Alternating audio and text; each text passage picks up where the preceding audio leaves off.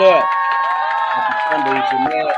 Adams, on the Westcoast podcast. I'm my program director and my partner, Mr. Todd Smith. Mr. Todd Smith, how you doing, man? Man, I'm blessed. How are you doing today, bro? Oh, man, blessed, man. Blessed, highly favored, man.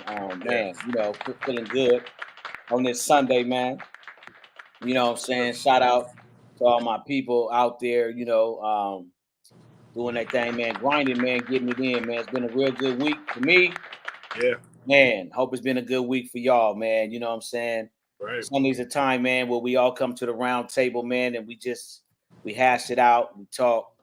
That's what the podcast is all about, man, on the Biz Entertainment Network, man. So, head on over there, man, like, subscribe, share, man, connect with us, man. Don't just be an observer, man. This is really the time that I take, man, to really lay it all out on the line. I'm a very busy executive, very busy producer. God is blessing me with other business opportunities and ventures, man. So this is the day that I take time to relax, man. I give God thanks. I focus on my family. And you're part of this podcast, man. You're part of my family. You're part of the tribe, part of my family. So a lot of times, man, I spend time on this podcast talking about all the heavy stuff that's going on in and around my company on the West Coast, other affiliations and partnerships I got on the West Coast, the things that are going on all around the country, man. So, man, shout out to Cheeky M, man. She's not with us today. We keeping her in prayer, man. She's having a little sick day today, man, being in some pain, man. So we just keeping her in our prayers and thoughts. I talked to her earlier. I told her to go ahead and rest. She was still trying to push herself to come to the show. But man, before any delay, man, and I continue, man. Man, Todd, why don't you share, man, any recaps, man, highlights of your week last week, brother? Oh, bro. Let's see. Just being able to chop it up with you and expand my horizons with what we got going on and doing business like that. Like my man DeMarco was up in Bed-Stuy, Brooklyn, performing with Mims last night. The This Is Why I'm Hot guy. Yeah, that's big. Yeah. So that was big. That was a big shout out for that. My guy went up there and tore it up as usual. Just blessed all week. Just working hard, doing the day job, doing the producing, doing the engineering, and you see I got stuff pulled up behind me. I'm just working hard every day, all day. Grinding. I like that, man. Yes, sir. That leads me to a little bit about what my intro is, man. My intro is only supposed to be 15 minutes. My manager really got on me today. See, I tell everybody, man, you're not a boss if you don't have a boss. I was taught by the best. And I tell everybody, man, all this independent shit, I'm self-made today. I tell everybody, man, that's horse shit.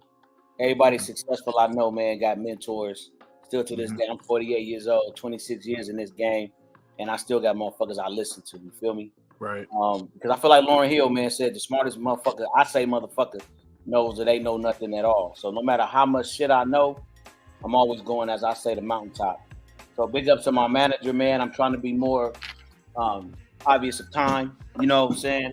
And, we got a big focus moving up with West Coast Heavies TV podcast, man. So I'm doing my part and shit.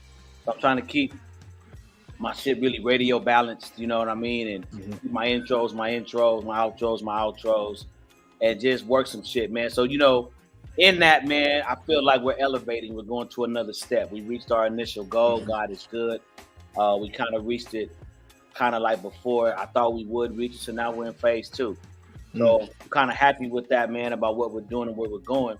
So that kind of leads me into a question I've been getting hit with. Yeah.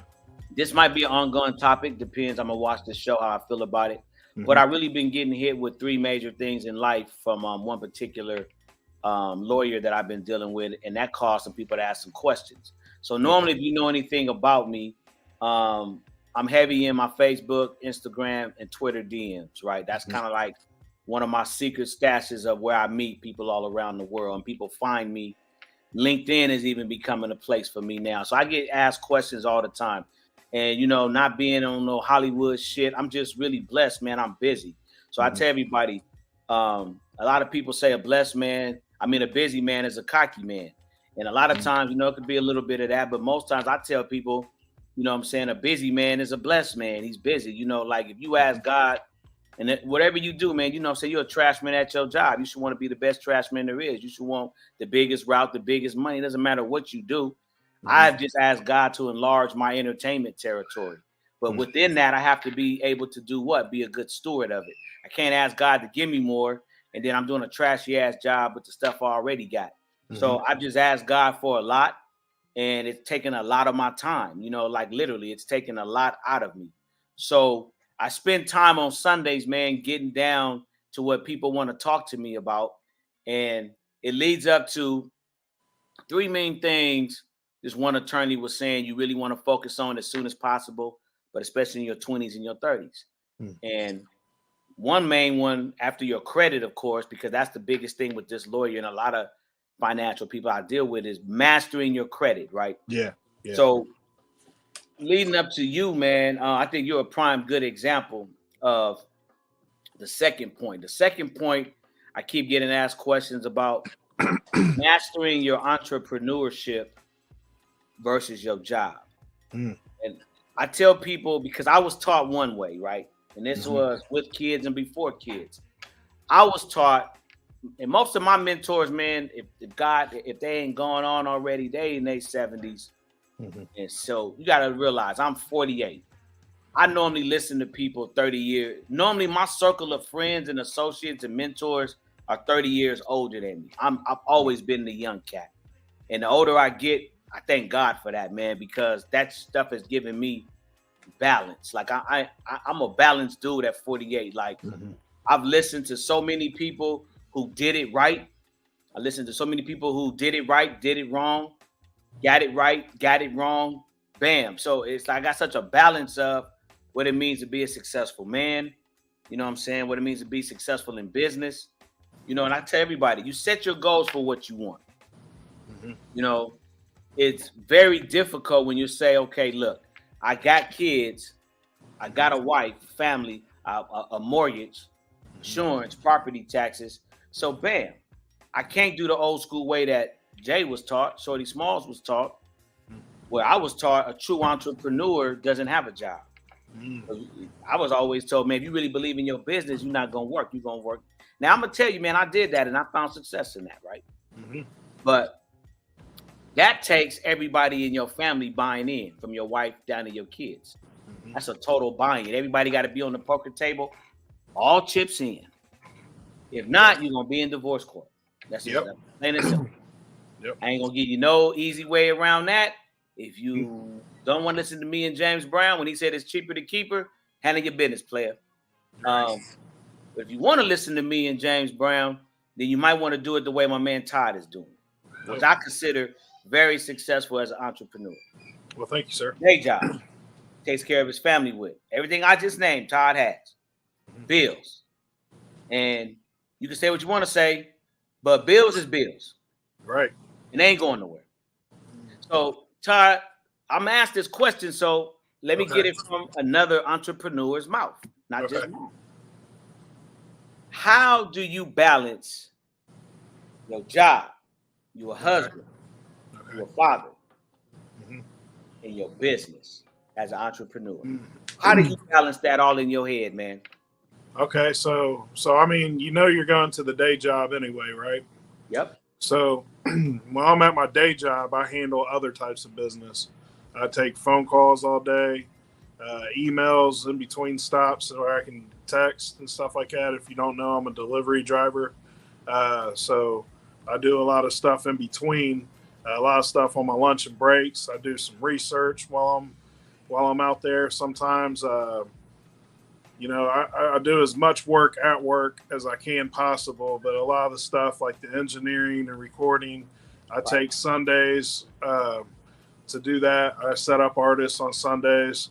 I bring them into the studio, record them. I mix and do their stuff right there with them, send it to them. They may have some little changes they want to make. I may have some through the week. When I get off work, I'll take get ready, eat some dinner. I'll take maybe an hour or two, and then I'll go down there and do, make some beats, engineer something I did through the week. It's just really a lot of understanding on my wife's behalf, and it helps that I have a lot of children. So I got 4 kids, so she's busy with them, I'm busy with this, and then we come together at the end of the night. And, that's how we do it. We take a couple hours at the end of the night for ourselves. So, because she works also, But to do what you were talking about to begin with, that takes a really understanding partner that's willing to take on the responsibilities of the household. Exactly. Me personally, I got a good job. I make 6 figures at my job. I'm not hurting for money, but I'm not going to pass that burden on to my wife because we have a lifestyle that she wouldn't be able to support with her job. You see what I'm saying? Right. So, everything I do is just a cherry on top. It's always building towards something bigger and better. Everything I've done has led me to where I'm at today. It's not luck or anything like that. I make conscious decisions with who I network with, who I work with, and then that builds me to where I can go up. You know what I mean? Right. So what I'd like to tell my artists is you can build until you're building horizontal. Okay. And then you want to elevate it to where you can build vertically. You know what I mean? Uh-huh. So I got to where I was just building horizontal.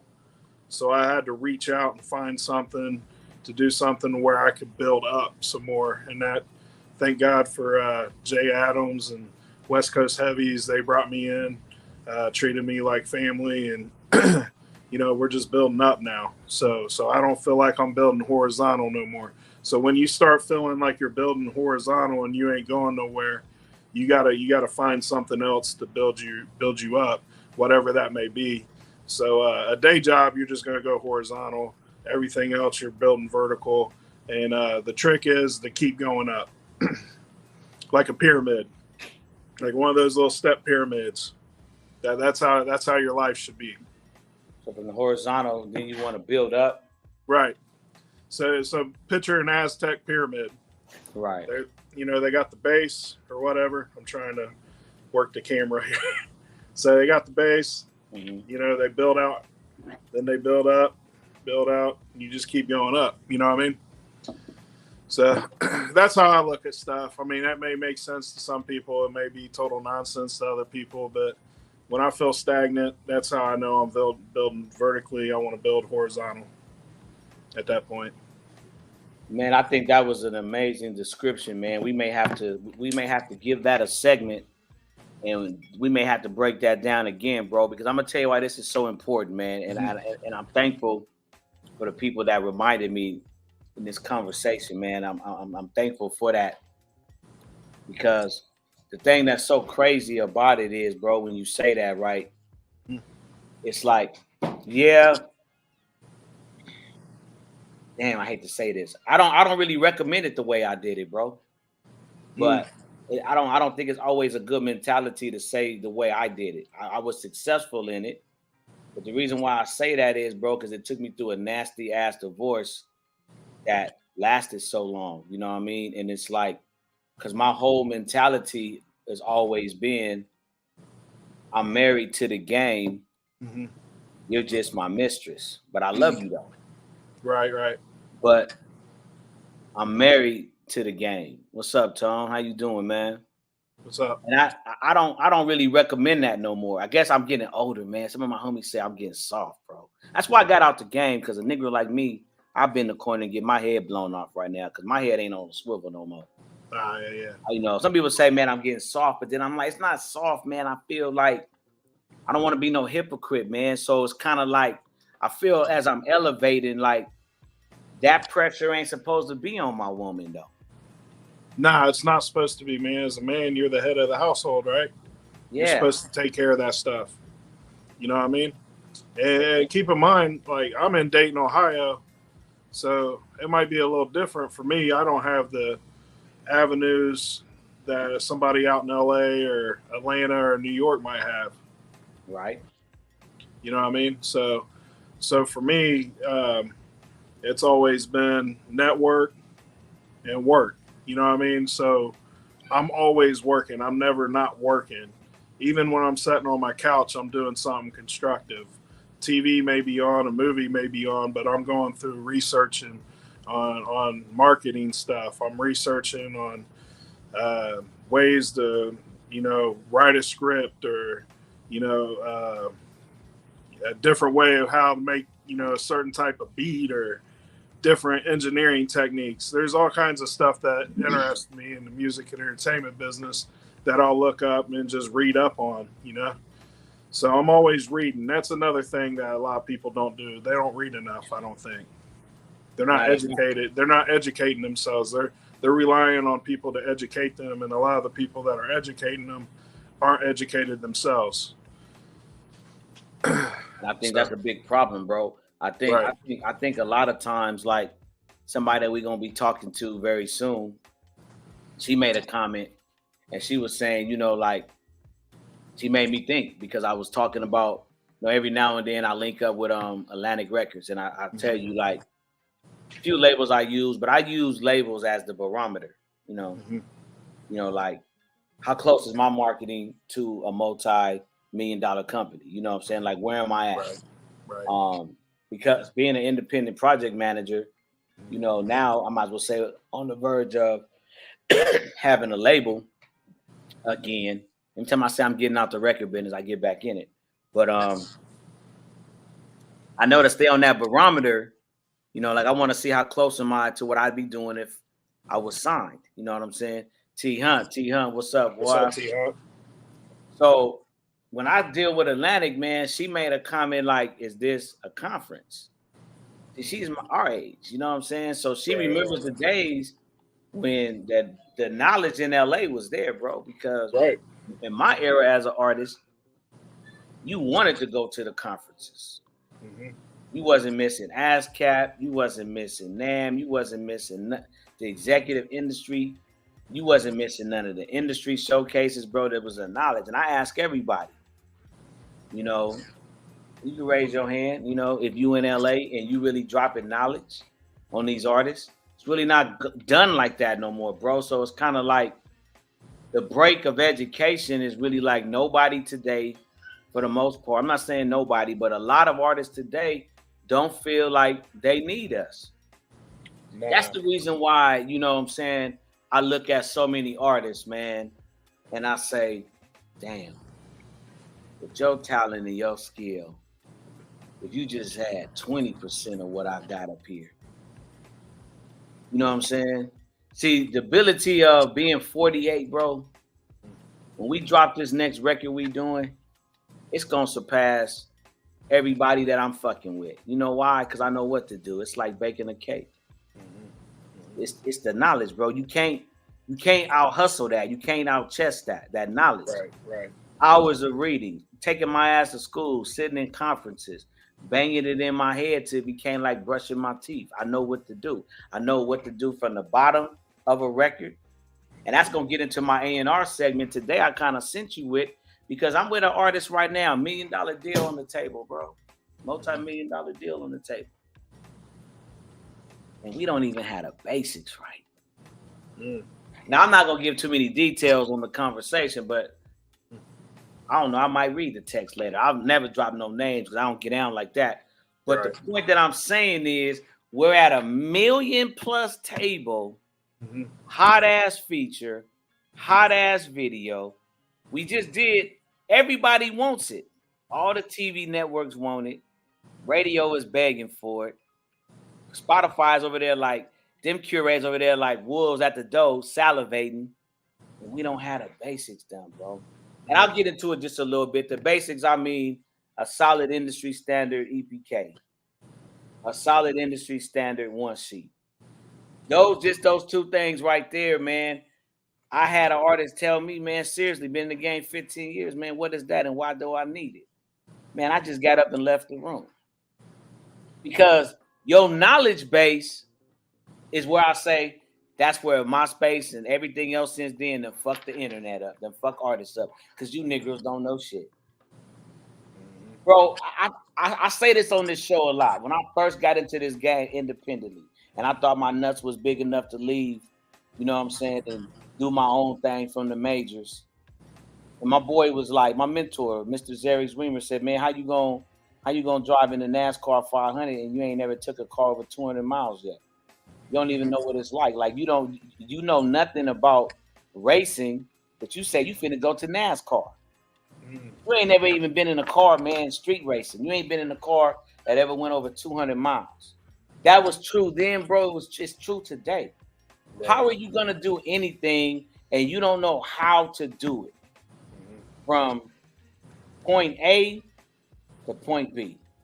And see, the thing of it is, man, when I get in to my A&R segment, man, it's really like I was taking notes. Because every time I go through something in my career, I'm always like, okay, how can this benefit my future clients?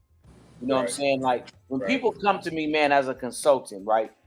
I don't just do the biggest thing I harp on is my social media marketing, right? Because me and my team, Amir, Monogamy, shout out to Amir and Spacebound Entertainment, we mastered that, right? But it's really not just that, man. It's everything it takes and is to run a label, man. So everything it takes to run a label to be successful, that's exactly what I do. So when it comes down to the knowledge, bro, we're talking about blood, sweat, and tears of 26 years, bro. It's like I told you the other day, man.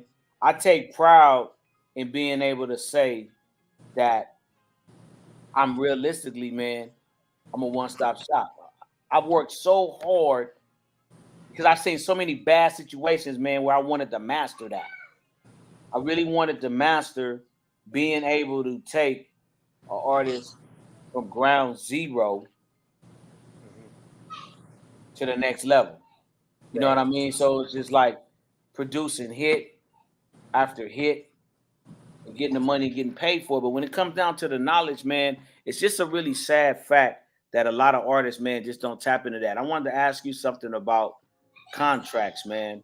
Yeah. And just so everybody knows, I mean, I had an artist ask me, you know, do I do contracts or do I know any free contracts? Me personally, I don't believe in free contracts. And I never give a person my price for contracts because I'll be like, you need to bring me on as your consultant. Let's talk about some consulting fees. And it's like, you know, we could do business. I'm not just gonna tell you what my prices are because a la carte for me to do contracts is very expensive. So it's kind of like what I don't believe in, man. I don't believe in free contracts, man, because I honestly believe that is such a waste of time.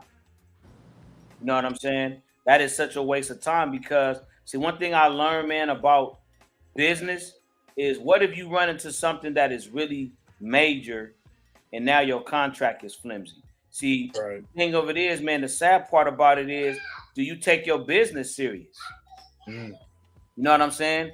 Do you take your business serious, bro? So let me ask you real quick, what do you feel about the contracts, man? Like what should an artist be doing up front, you know what I'm saying, first as far as when it comes to somebody is, let's just say somebody wants to promote for them. You know what I'm saying? Now, I'm going to ask you because I feel that's just a simple, because I recommend to people, man, and I'm not endorsing them, so I don't really even want to say that because they ain't paying me to say that. But there is a company, man, if you hit me, I will tell you. But there is a company that I recommend to people because that's a basic contract, right? But when you talk about management, there's a whole lot of aspects of management. So what have you run into contract-wise that you feel, well, maybe I do need a lawyer on this, or maybe I could do this myself? Anytime I feel like I need a lawyer, thank God for the internet, first off. So if they're using legal jargon, a lot of it in contracts is to confuse you. But you can look up those words and see what they mean and relate them to the context they're being used in the the phrasing. So first of all, you gotta be able to read a contract. Right. You gotta make sure you read the whole contract because they'll slip some shit in there on you. Uh, the in-depth ones, those kind of scare me a little bit, and the vague ones kind of scare me a little bit. Like you need some sort of happy medium in there. Like you got to know exactly what they're providing you, but you want to make sure they're not like, for example, you sign a manager and then this dude's taking your royalties for the rest of his life, even if you fire him after 6 months. You know what I mean? Or he's able to use your likeness or something like that, and you don't know about it. You know what I'm Right. saying? There's a lot of stuff that people can slip into contracts. Um, but if you get overwhelmed with reading a contract, the number one thing I would suggest is if you don't have a manager to read it over for you, to get an entertainment attorney to read that contract for you. They'll be able to break it down for you. They'll be able to explain what's going on in each little paragraph, if it's a basic one, if there's a little more going on with it, and just you make the best educated decision you can. You know what I mean? Yeah. Contracts are not simple all the time. No, they're not. They're not simple all the time, man. And that's why I tell people, well, how serious do you take what you're doing, man? Because I've seen very many situations, bro, where it's like something starts off small and basic. Yeah, It takes a life of its and own. It blows and, up. Like I'm and in I'm a. also not to interrupt, but I'm also going to encourage any artists out there that if somebody sends you a contract and they're like, we need this signed within the next like so many Yeah, that's minutes or hours or days or whatever, I'd caution against signing with that company or that individual. They're trying to rush you into it so that you don't got time to read it. So that should be a red flag for you there too. Um, Also, if it's like really way vague, like I got a contract I shared with Jay. Um, this company sent me a marketing contract. Basically, I pay them X amount a month, and then they'll get me a guaranteed X amount of streams on Spotify and press or what was the word? Do you remember some articles written about you? Well, I'm like, okay, that's cool, but how? I mean, first of all, if you're going to guarantee a certain number of Spotify streams, those are fake. And then if you're going to tell me that there's articles written about me, now where are they going? You know what I mean? So I had more questions with that contract than what I should have had. So there's bad contracts, there's good contracts. You'll know the difference when you're reading them. You got more questions about it than you do answers. That's a bad contract. So yeah, I agree. yeah, That's a real bad contract, man. Because see, I always tell people, right, take your time, get a lawyer to go over it. T. Hunt yep, said get 2 lawyers to go over it. But I yep, got 2 lawyers. mm-hmm. I ain't saying you got to use 2 lawyers, but I tell everybody, go get your lawyer to look it over. You know what I'm Mm-hmm. saying, and get Mm-hmm. back and let's negotiate. I Right, always tell people this, man. When it comes down to it, right, it's so much money to be made in this business. People say 6 ways. I think one day on the podcast, I named like 7 or 8 ways to make money in this business. So many ways to make money in this business. I tell everybody, right? If you get a hot song while you're under management for me or dealing with me as your project manager, I'm gonna get paid anyways because I know all the ways to right, make money you don't know. You know right. what I mean? So it's just like I tell everybody, at standard contracts, when there's money to be made, I always tell people, right? I like to handle my business up front only because I've learned the hard way. Like I'm in a situation right now, and I can make from a phone call, right? I can make 300,000. People always say, "Man, Jay, why do you deal with the majors, man?" And it's it's 2 major reasons. As an independent, I want to stay on the parameter, but man, they pay better than the lottery. So Mm-hmm. if I get one artist 1.2 mil, that's off the top 20%, 300,000 coming to me, right? The thing that I've learned is this: never underestimate what could blow up, man. Mm-hmm. See, I tell now I'm talking to managers on my level and up, right? Mm-hmm. We want to help people. But here's the thing, right? If I had assigned a more of a righteous like if I had just signed my contract that my lawyer did for me. My lawyer is very smart. You know, I got a paralegal background. I could damn near do all this stuff myself. He's there if I need him. But all the basic legal stuff I can handle. You know what I'm saying? Like Todd said, I could look up, okay, I didn't know what that word. I hadn't seen a word in a contract in a while that I didn't know what it was. So it's like the word comes up, I look it up, whatever. Today I got AI. Mm-hmm. So the crazy thing of it is, if I had just signed the contract right, bro, and listened to my lawyer, just put it like this: everything Westcoast Heavies and the new production company we need, it already be being paid for. But see, that's why I say when you take your business serious, you got to get it in writing. Mm-hmm. I didn't take my shit serious enough. I didn't get it in writing. I came on. This is why I do not come on as anybody's consultant without getting paid. So if I had came on the right way, never could I have known in a million years probably that, because you can't tell really all the time, bro. It's like, that's why I love this game. It's a gamble. It's rock and roll. It's kind of like some people are addicted to the Hollywood Park Casino. I'm addicted to, can I get a hit? You know, I love this business. Can I get a hit? Can I get another? You know what I'm saying? What was his name that RCA, my boy Lantana, all hustle, no luck. Man, I got a hit when I got RCA to sign them. Payday. Can I get a hit? I've had more than Rocky days and hits, but I'm addicted to them hits. Now that I'm getting better and I feel like I know what that sound is. Like I tell artists, you can love something all day long. I'm about hits. If I don't hit a hit, I'm like, I can't get paid for that. It's not saying I won't work with it, because I've seen things that I didn't believe was a hit, and that shit blew up. See, now what I say is, hey, let me go put Todd's ear, Biz's ear on it. I got about 5 other producers with hits, radio. Let me go put their ear on it. I'm dealing with a song right now from Old Girl. I don't really think it's a hit. You like it. But I've called some of my other major producers. Right. Let me see what DJ Clark Kent think about this. Mm-hmm. Let me get this over here. Let me see if DJ VIP like it as a DJ. I'm a tastemaker. So I'm a tastemaker. I'm gonna get it over here to probably GG Sweet, VIP, DJ Heads, Chuck Dizzle. I'm gonna see if they start doing this, or if they like. I'll be able to tell. Body language is everything. Right, I just took a song to DJ Heads live. Man, that nigga clowned that song in less than 1:30, man. I said, well, gotta go back to the drawing board. Or at least he don't like it. Gotta go to another DJ. Ain't gonna get it through 92.3 through him. He ain't like the song. Right. But that's taste making. You feel what I'm saying? But it's still, contracts for me on my level is everything, man, because I bring too much value to the table.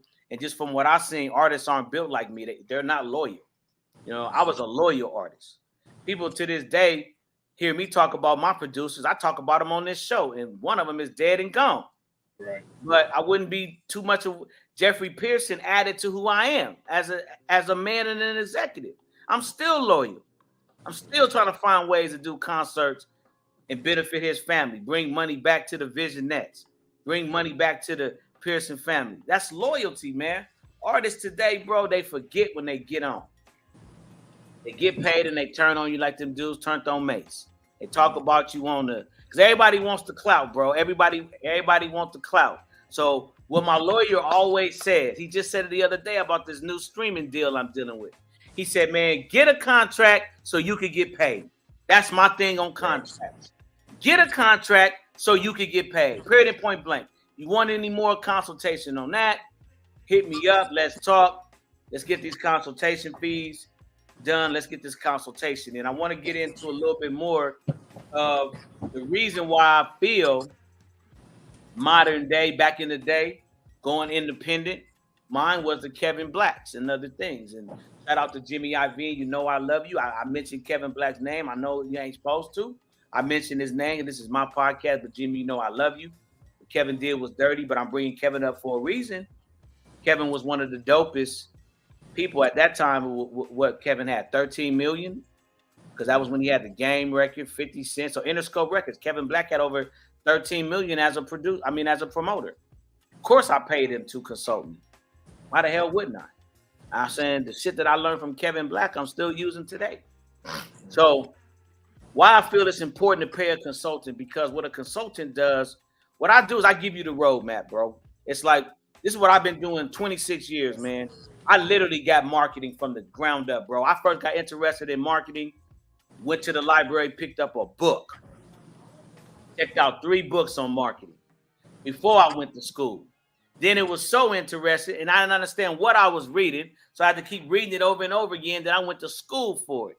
So 2003 to now, I really got the marketing out the mud. So you are really bringing me on to help bring to the table, to A&R the record, get all your legal done, all your production right, all your split sheets. Do you own the beats? Do you have your track list? Who's the producers? Who's on first? Who's on second?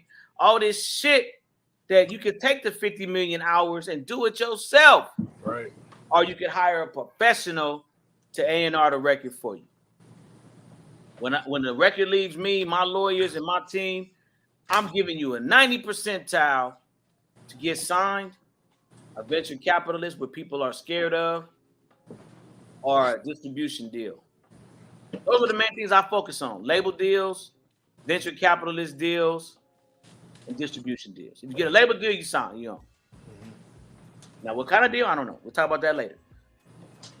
If I get your distribution deal through a major network, you own. If you get a venture capitalist, you own still. It's just, to me, you got to take the label's interest, venture capitalist interest. Both come with interest. My first VC deal was the money back plus 35% on top of that. Did I take it? See, I tell people, I don't just talk about it, man. Everything that I tell you, I've either done or seen it done. I've had record deals. I've had venture capitalist deals. Only thing about a record label is it's a bank with a marketing plan. Well, I'm the marketing guy, so let's compare marketing plans, because we're really partners now. I don't need you just to give me the marketing plan. Let's see if your marketing plan is better than mine. Where's yours better? Where's mine better? Let's bring them together. But that's what I focus on, music consulting. Then if I can't get you a deal at that time, you're not in a position for a deal, you ain't in a position for VC, and you ain't even in position for distribution. Because I tell artists, it doesn't matter if I take you straight to Universal's curated Spotify list, their fan base. Man, that does not. Man, I've seen people with marketing distribution deals back in the day. We called them press and distribution deals. But bro, if you don't have the money to push it, it don't mean nothing. So not to go, but you do have some videos in the back. Not to go. You do have some videos in the back on your topic. Okay. Well, let's get to some of the videos, man. I'm not sure which one we got first, but let's get to some of the videos, man. Okay, what you gotta do?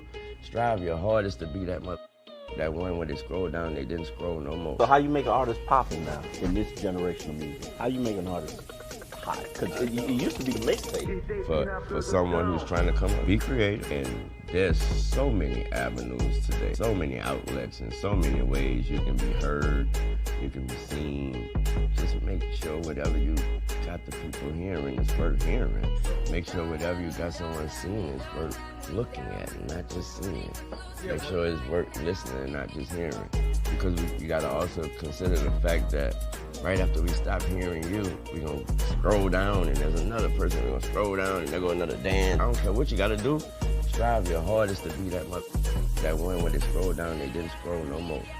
You know what I mean? That one where they stopped and then they hit their best friends and they hit their girl. You saw this? Try your hardest to be that. But try to be that every single time. And if every single time is every 5 minutes, every 5 days, every 5 hours, try to be that. Man, that's said by what I consider one of the best to do it, man, marketing wise, man. I've been watching Lil Wayne. He was signed at 11. I've been watching Lil Wayne since before the Hot Boys, you know, and that's the biggest thing that the internet to me provides, man. That's why I get so excited about today's artist development, because to me, And I don't like to say too much on this because, you know, I feel like this is something that's not talked about a lot, and that's good. But I really don't want the labels to really get back to artist development unless they're gonna start hiring guys like me and starting us out with a $5 million a year budget. But it's great that labels have left artist development alone because that's where I shine. That's where a lot of independent A&R shine that I deal with. It's like they don't funk with artist development, and it's like, man, shout out to my artist T-Time the Lion, man. And I tell everybody, man, when we get ready to do her documentary, man, the chronologically from where I got her, you know, most artist developers, most project managers aren't going to take the time I took with her. It's been 3 years, but she's really what we've always said she was. I signed her in 2020, but she's really a rock star. It's taken me 3 years, but that time and the work she's put in and the belief in herself, she's going to make money for the rest of her life if she chooses to in the music business, entertainment, fashion, branding, everything. Because I took the time and I'm teaching her the game. I brought her to business meetings. I put her in with the Atlantic exec. She hears exactly what the A&Rs are looking for. These are in her head. I'm doing her the same way my manager did me. I'm teaching her to run her own label. Yeah, I would tell everybody, if it ain't broken, ain't fix it. If you look at Eazy's, we always say Eazy's truth. You know, we can put Lonzo up there. Shout out to Lonzo. If we say Eazy, Dre signs M signs 50 G Unit. For me, it never stops. I just do what Eazy did. That's what he did for us. He taught us the game. If you look at Big Arnold, he's still making money 30-some years later, man. He just got done going to Capitol Hill for hip hop. That's Compton in the building, baby. That's Eazy-E. That's Underworld Records and Tapes. That's proof of what I'm saying. The coach is gonna always outlast the player. You don't get the game, you ain't gonna be doing this I don't care how hot you are at 21, 22 years old.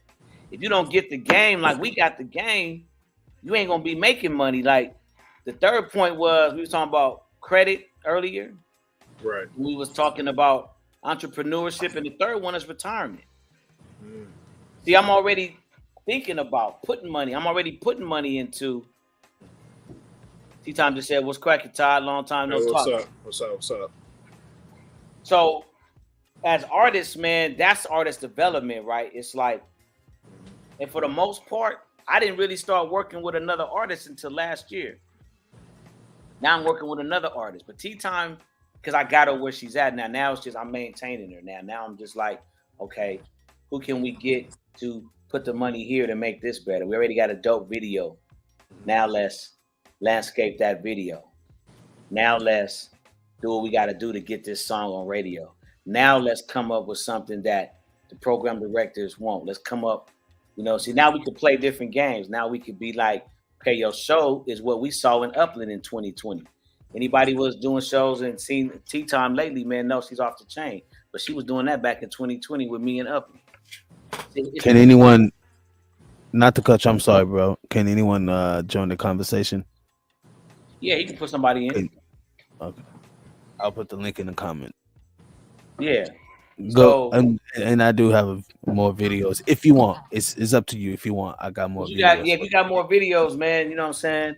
Let them roll. That's one of the main things that I want to say, man, as far as that part of artist development, why I feel it's so important, to do it the right way first, because time invested, man, is time invested. You don't want to spend time 3 years pissing in the dark versus when you look at artists that come from my repertoire. Like when you look at artists that I'm working with, you want to be able to see, man, like where you're coming. So let's see some more videos, man. The production got, and let's check. Another 2-day artist development bootcamp with the Voice Box. We did a lot of performance training. We figured out ways to get the audience's attention on stage when you don't have it. We set up cameras around the room and practiced performing at different camera angles while on stage. We also practiced singing while focusing on different emotions. We did lust, passion, and vulnerability. We also had workout drills both days that definitely kicked our asses. my body felt broken by Monday morning. And right after the workout drills, we went straight into dance. I wish I got more footage, but we definitely improved from day 1 to day 2. And this is me and my group Allure doing our final performance, pretty much showcasing everything we learned in the past 2 days. This was my... Now, shout out to Randy, man, Hankins, man, in the school tour. Randy's real good at that. Randy's another dude that I consider real good at artist development. And if you don't know who Randy is, man, that's a shame if you in LA, because he's been doing this for like 16 years. Every year he's been doing the Taste of Soul stage, the school tour, very famous. Teach Me How to Dougie. He broke that group right after one of his shows. They went and got signed. Randy is all into that, man. Dancing, the rehearsal time, stuff the Tea Time does. Artists don't do that, man. You know, like I tell artists, man, all the time, like it's all up in the work. You know what I mean? That's where it's at. So it's good to see artists doing that. You know what I'm saying? Because that's part of the work, man. So shout out to Randy, man. I love him. I get a chance to bring up another soldier, man, who I've been watching for years do it right. We got any more clips? A lot of labels were just looking at F and F and F and F only, but he was just looking into the future. Man, That's a good question right there. what's that? Oh, do labels miss out on good artists because they're looking for numbers? I'm sure they miss out on great. What did I artists. say earlier? What did I say earlier, Jay Adams? Did I say that shit earlier? I said exactly that. A lot of fucking labels miss out on great artists because of that shit. One of my dudes in my group, he said something that's crazy, right? Because I still do the real A&R and stuff with Atlantic and different labels, right? And this one dude in my group, he said, wait, major labels still discover artists, ? I thought it's all based on raw data, numbers, and views now. And see, the thing what I tell people is, man, I really believe, I believe Atlantic missed out signing Tea Time when I took it to Atlantic. I believe, you know, like, here's one thing about me, man. Football, real estate, entertainment. I can't tell you I could build, like my homeboy is great at architecture, and I can't do that, right? I can't draw worth of crap. But I could spot you out a winning house. I could spot you out a winning artist. You know, I could spot you out a winning player.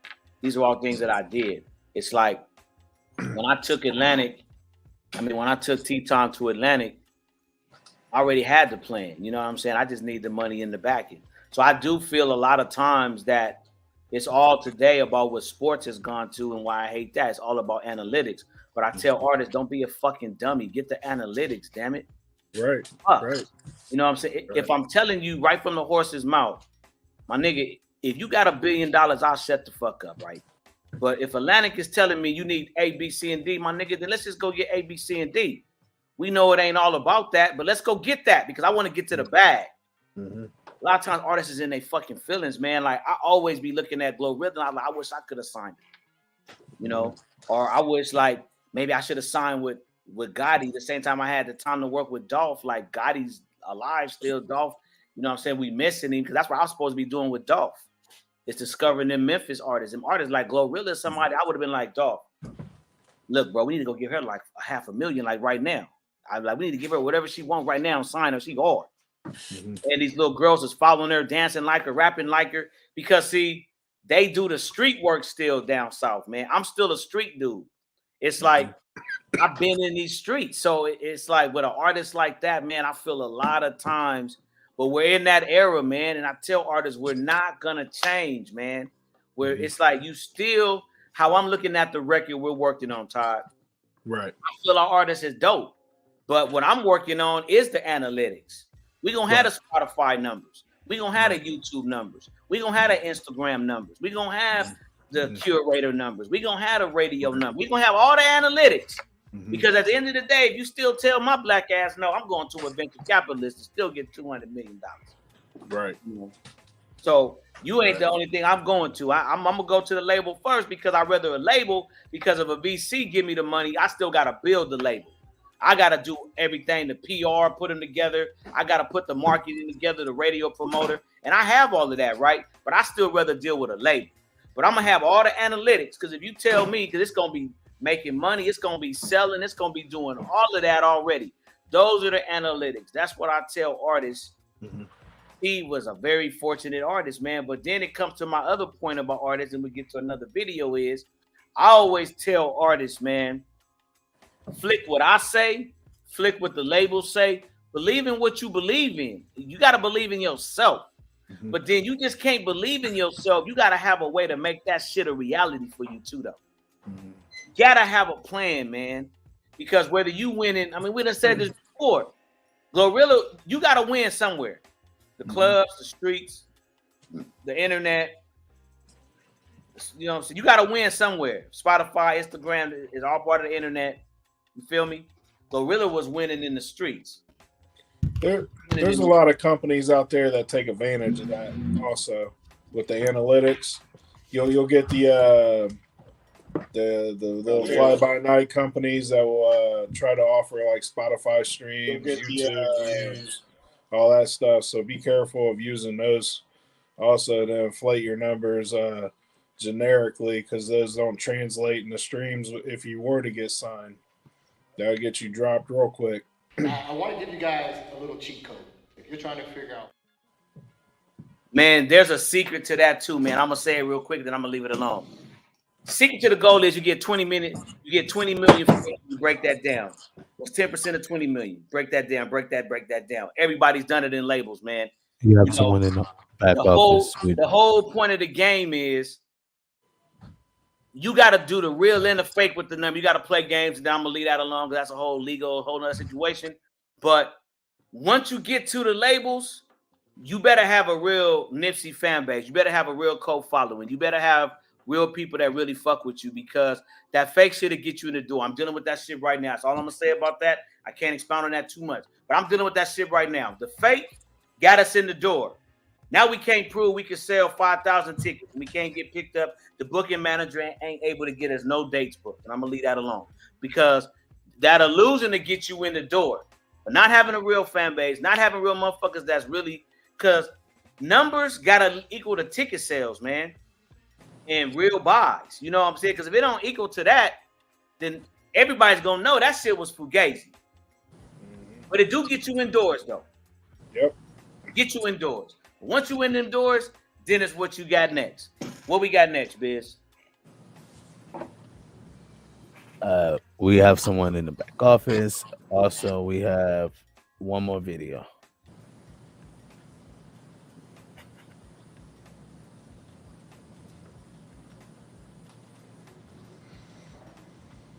You there? So what we getting to first, the video or the back office? It's on you. It's on you. Okay, well, let's hit the video real quick. Then we can get the person in the back office, man. We can have a discussion on all that good shit we just listened to. I want to give you guys a little cheat code if you're trying to figure out what your lane is or what your sound is or whatever. What I would suggest is go on whatever your favorite playlist is and make a 10-song playlist of your dream album. If it was your album, and find 10, doesn't matter the era, it doesn't matter the artist, it doesn't matter any of that. Think about, consider the order of the songs. What would you want people to hear first? If you were saying this is my first single, really take the time to break that down and figure out what would be whatever your dream album is. Because what it does is, for people like us, for producers and songwriters, it gives us a blueprint for you. There was a time when we had a lot more time to get to know you as an artist. We don't really have that, afforded that luxury anymore. A lot of times we get a day or two, if we're lucky a week because things are going well, but we don't get a lot of time anymore to get to know you. So what it does for us is it gives us a map as to what we need to target. It gives your team something that they need to target as well. So for example, again, I'll just use Crazy in Love as an example. What you think about that, Todd? I was unable to see the writing, and I couldn't hear what was being said on that video, so I didn't get okay. So I'll give it real quick. He explained on an artist finding their music, right? And so or whatever they're into, or pretty much go online, find 10 songs online that you like, that you resonate with, whether it's in Spotify, you could create a playlist or whatever, but 10 songs that you love, and kind of choreograph those songs as like your first song, the second one kind of like a story, whatever you see, but at least you have a target. So whether you're going to a producer, that gives them a sense to know what style of what type of you know what I mean, range of music to put you're in, or your team. You may be going for a certain style, right? It's just that we don't have that much time anymore to really build that 6 months or a year development, right? You know what I mean? Because there's the way things work now. So he was saying kind of targeting the things that you're into and then giving that to your team, giving them something to target makes it a lot quicker. So just Yeah, a little. no, I agree with that. Whenever I'm dealing with a new artist, I have them send me 3 tracks that they really like. That those are the type of beats they like. That's the type of artists they like. And then I'll listen to that for a couple days and try to come up with something close to it for them with my own spin. So yeah, I agree with that 100%. That's something I practice myself. So yeah, it's a smart strategy. Yeah, I think it's smart, man, because we can bring Tea Time up, man, whenever you're ready, man. She can jump in the conversation. I think it's a smart strategy, man, based on, once again, man, I'm giving you hot off the press what I'm going through right now. You basically are giving, like,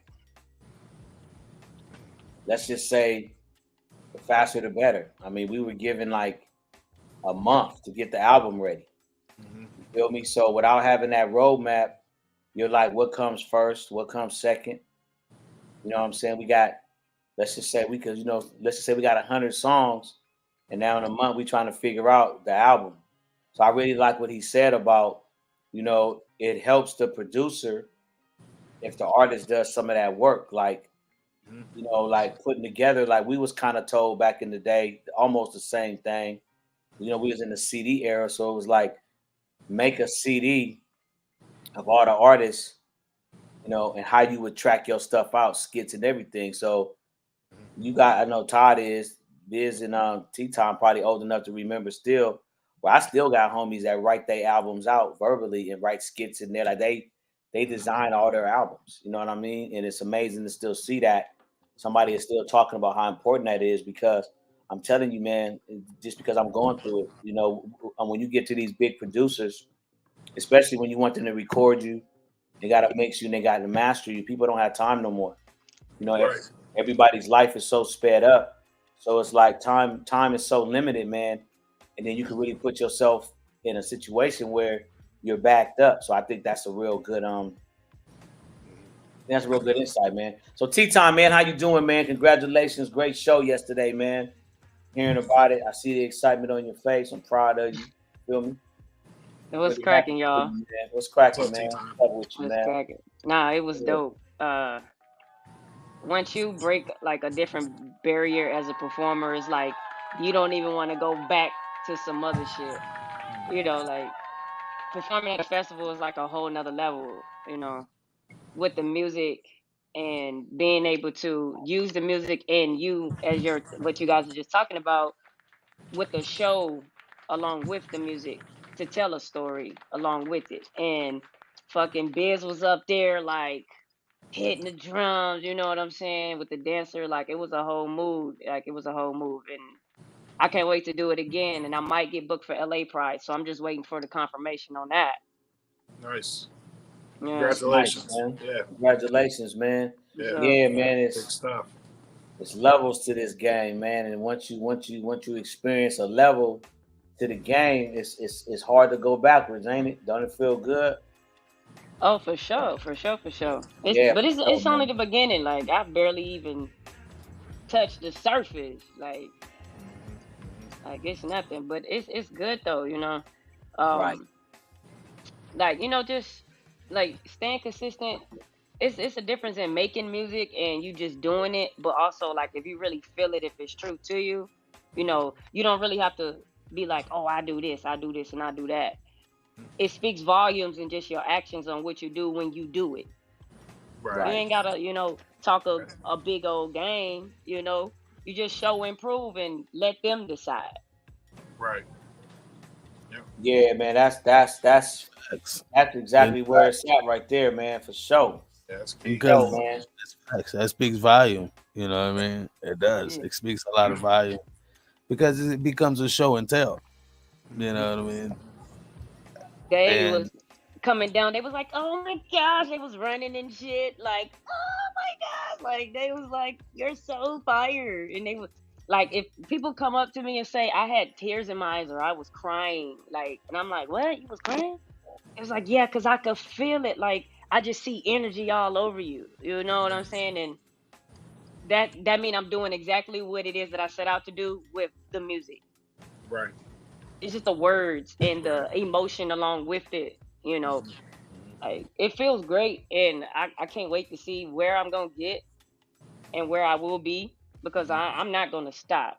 I don't care if I'm in a wheelchair or in a cane. I'm gonna be on the stage with the mic still rocking it. Right. I do not care. Bumping Right. in the chair with the shoulders. Like, So Nah, let me ask you a couple questions, Tea Time.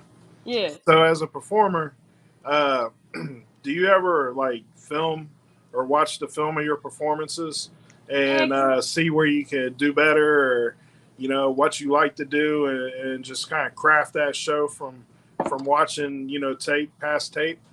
yeah, I've been watching tape since I was a kid. I've always played sports, so I know how important it is to go Mm-hmm. back and watch something that you do. Whether you're going to use it or not, just record it for yourself.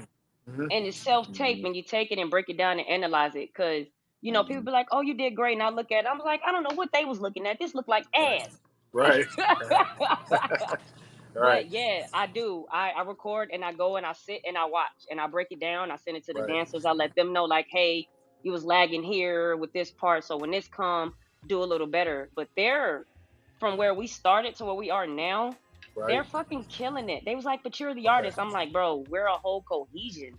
Right. So I do go back and I watch. I Okay. definitely do, for sure. So do you recommend to other performers to get background dancers and do stuff like that? Because I feel like that's a lost art, especially in hip hop. You just got rappers up there and they got 10 dudes with them and they just vibing the music, and it's really not a performance like it used to be. Like, say, when MC Hammer did it and he came out with a whole, like 1,000 dancers or something on stage with him, or those are the performances that I think people generate, and really resonate with, is when you got a whole stage performance opposed to just a dude on a microphone just walking back and forth in front of you.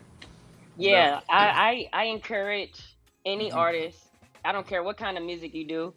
You can Mhm. get up there and sing your heart out or rap your ass off, but to have that showman behind you to bring your words to life, I encourage everybody to do that. Get a band or have somebody play an instrument or get some singers and have some dancers. Yes, because it definitely upped my performance status with having the dancers. So now when people are like, "What? You brought your dancers?" I'm like, "Come on now, y'all know what I've been doing."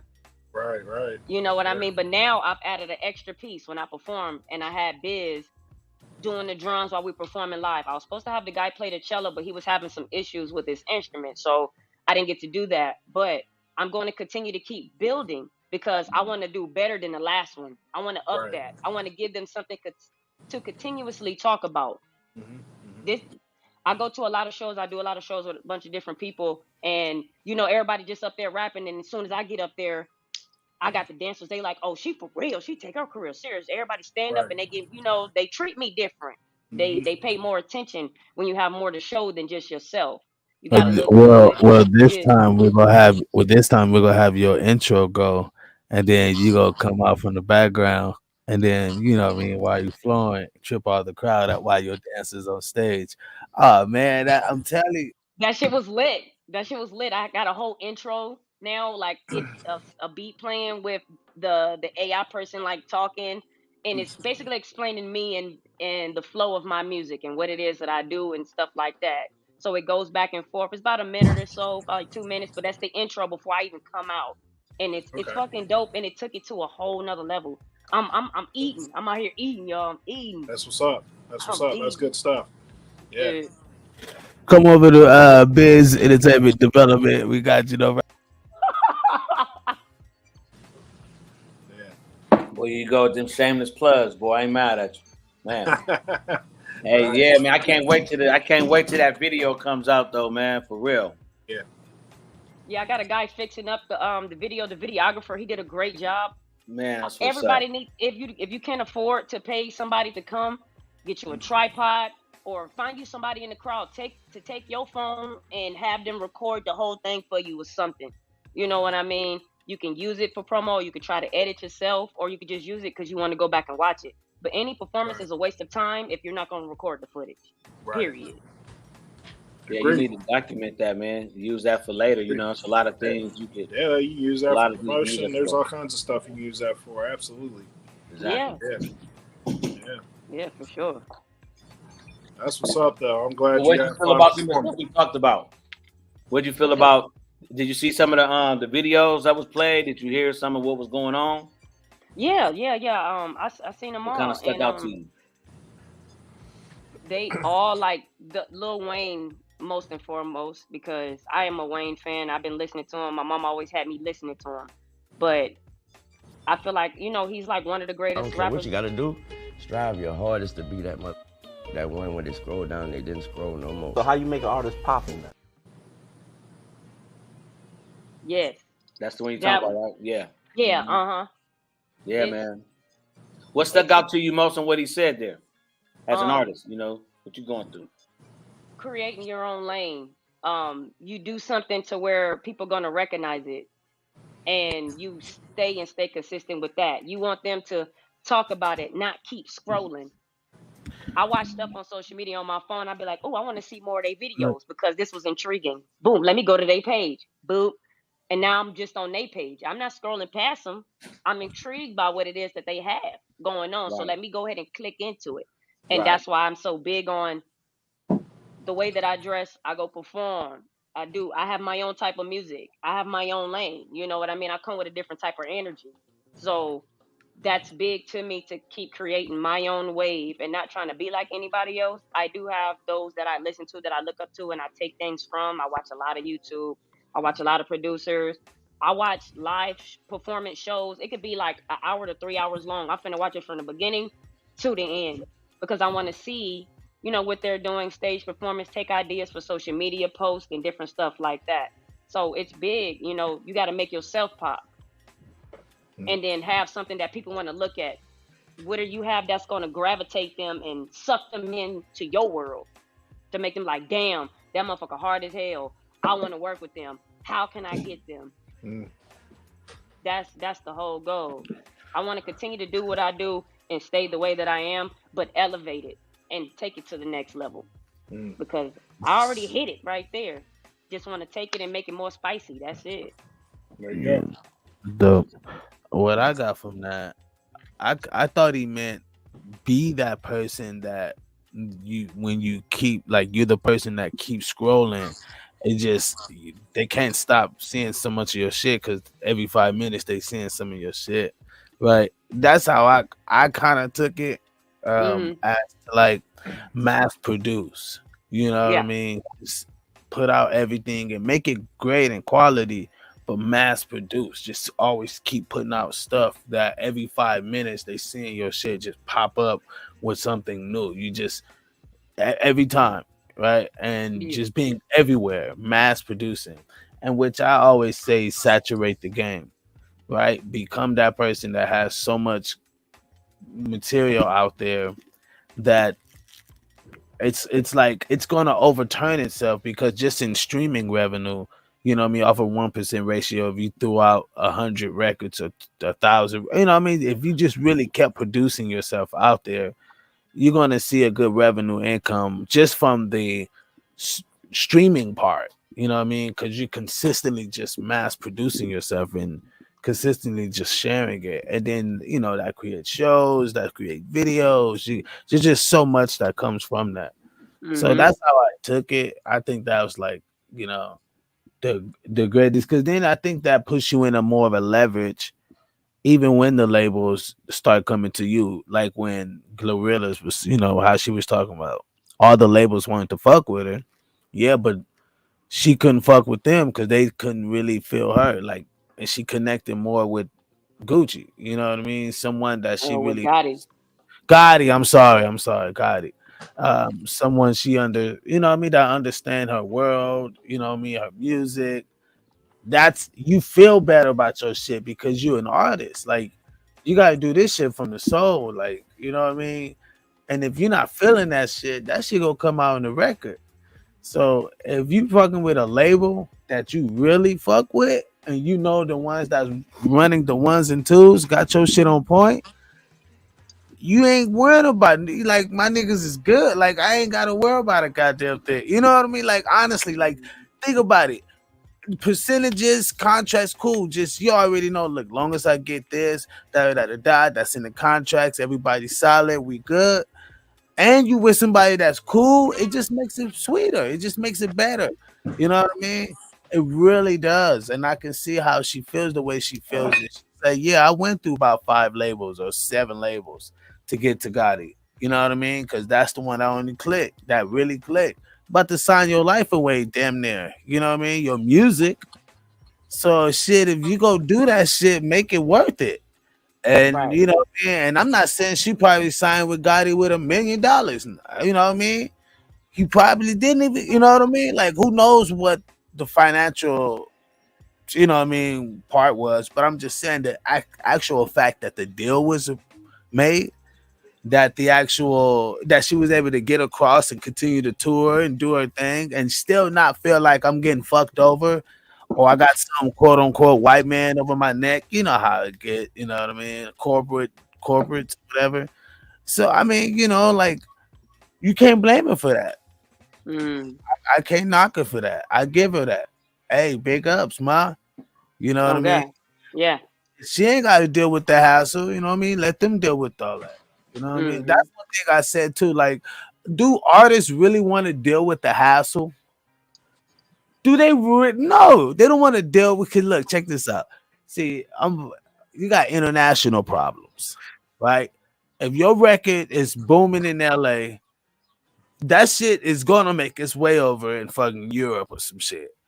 So you got to be able to make sure you're getting the publishing on that, because that shit gonna be streaming over everybody's stuff, and who knows how much money you're missing out on, Mm. right? This is what labels do. This is what big guys do. The ones that know the business, they do that shit.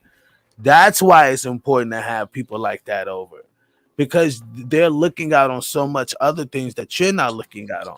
You know what I mean? They're the ones that's quote unquote watching your back. You know what I mean? Watching your money while you sleep, they're still watching your money.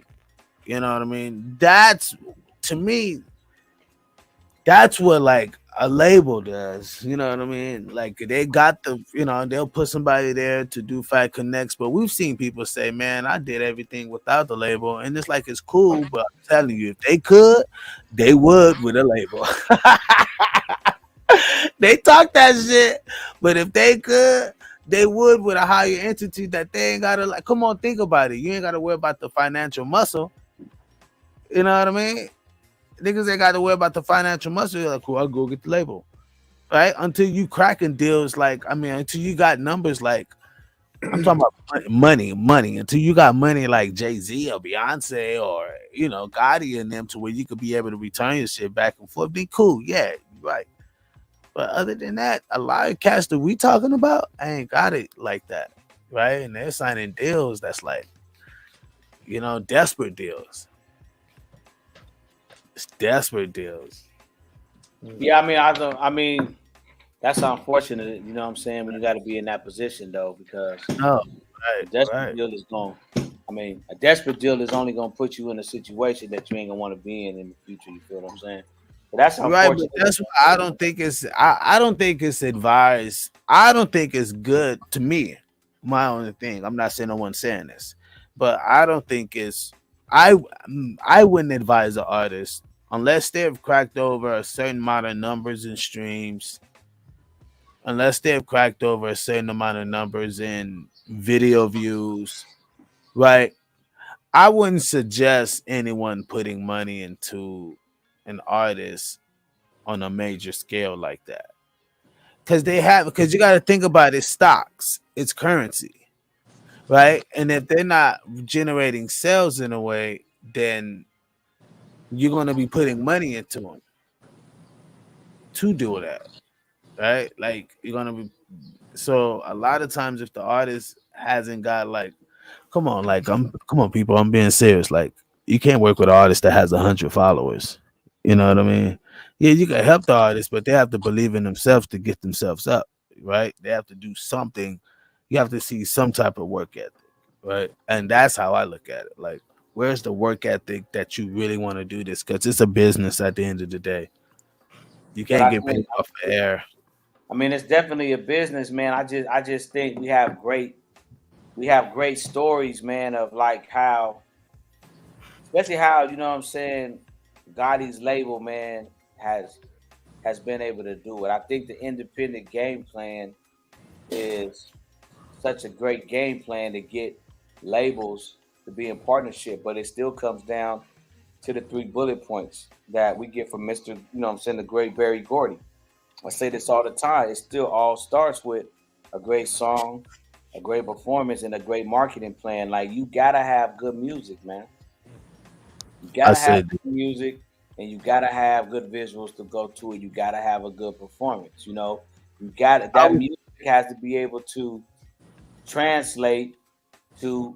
I always say, like I tell Todd, you know, helping him because he's already a great A&R.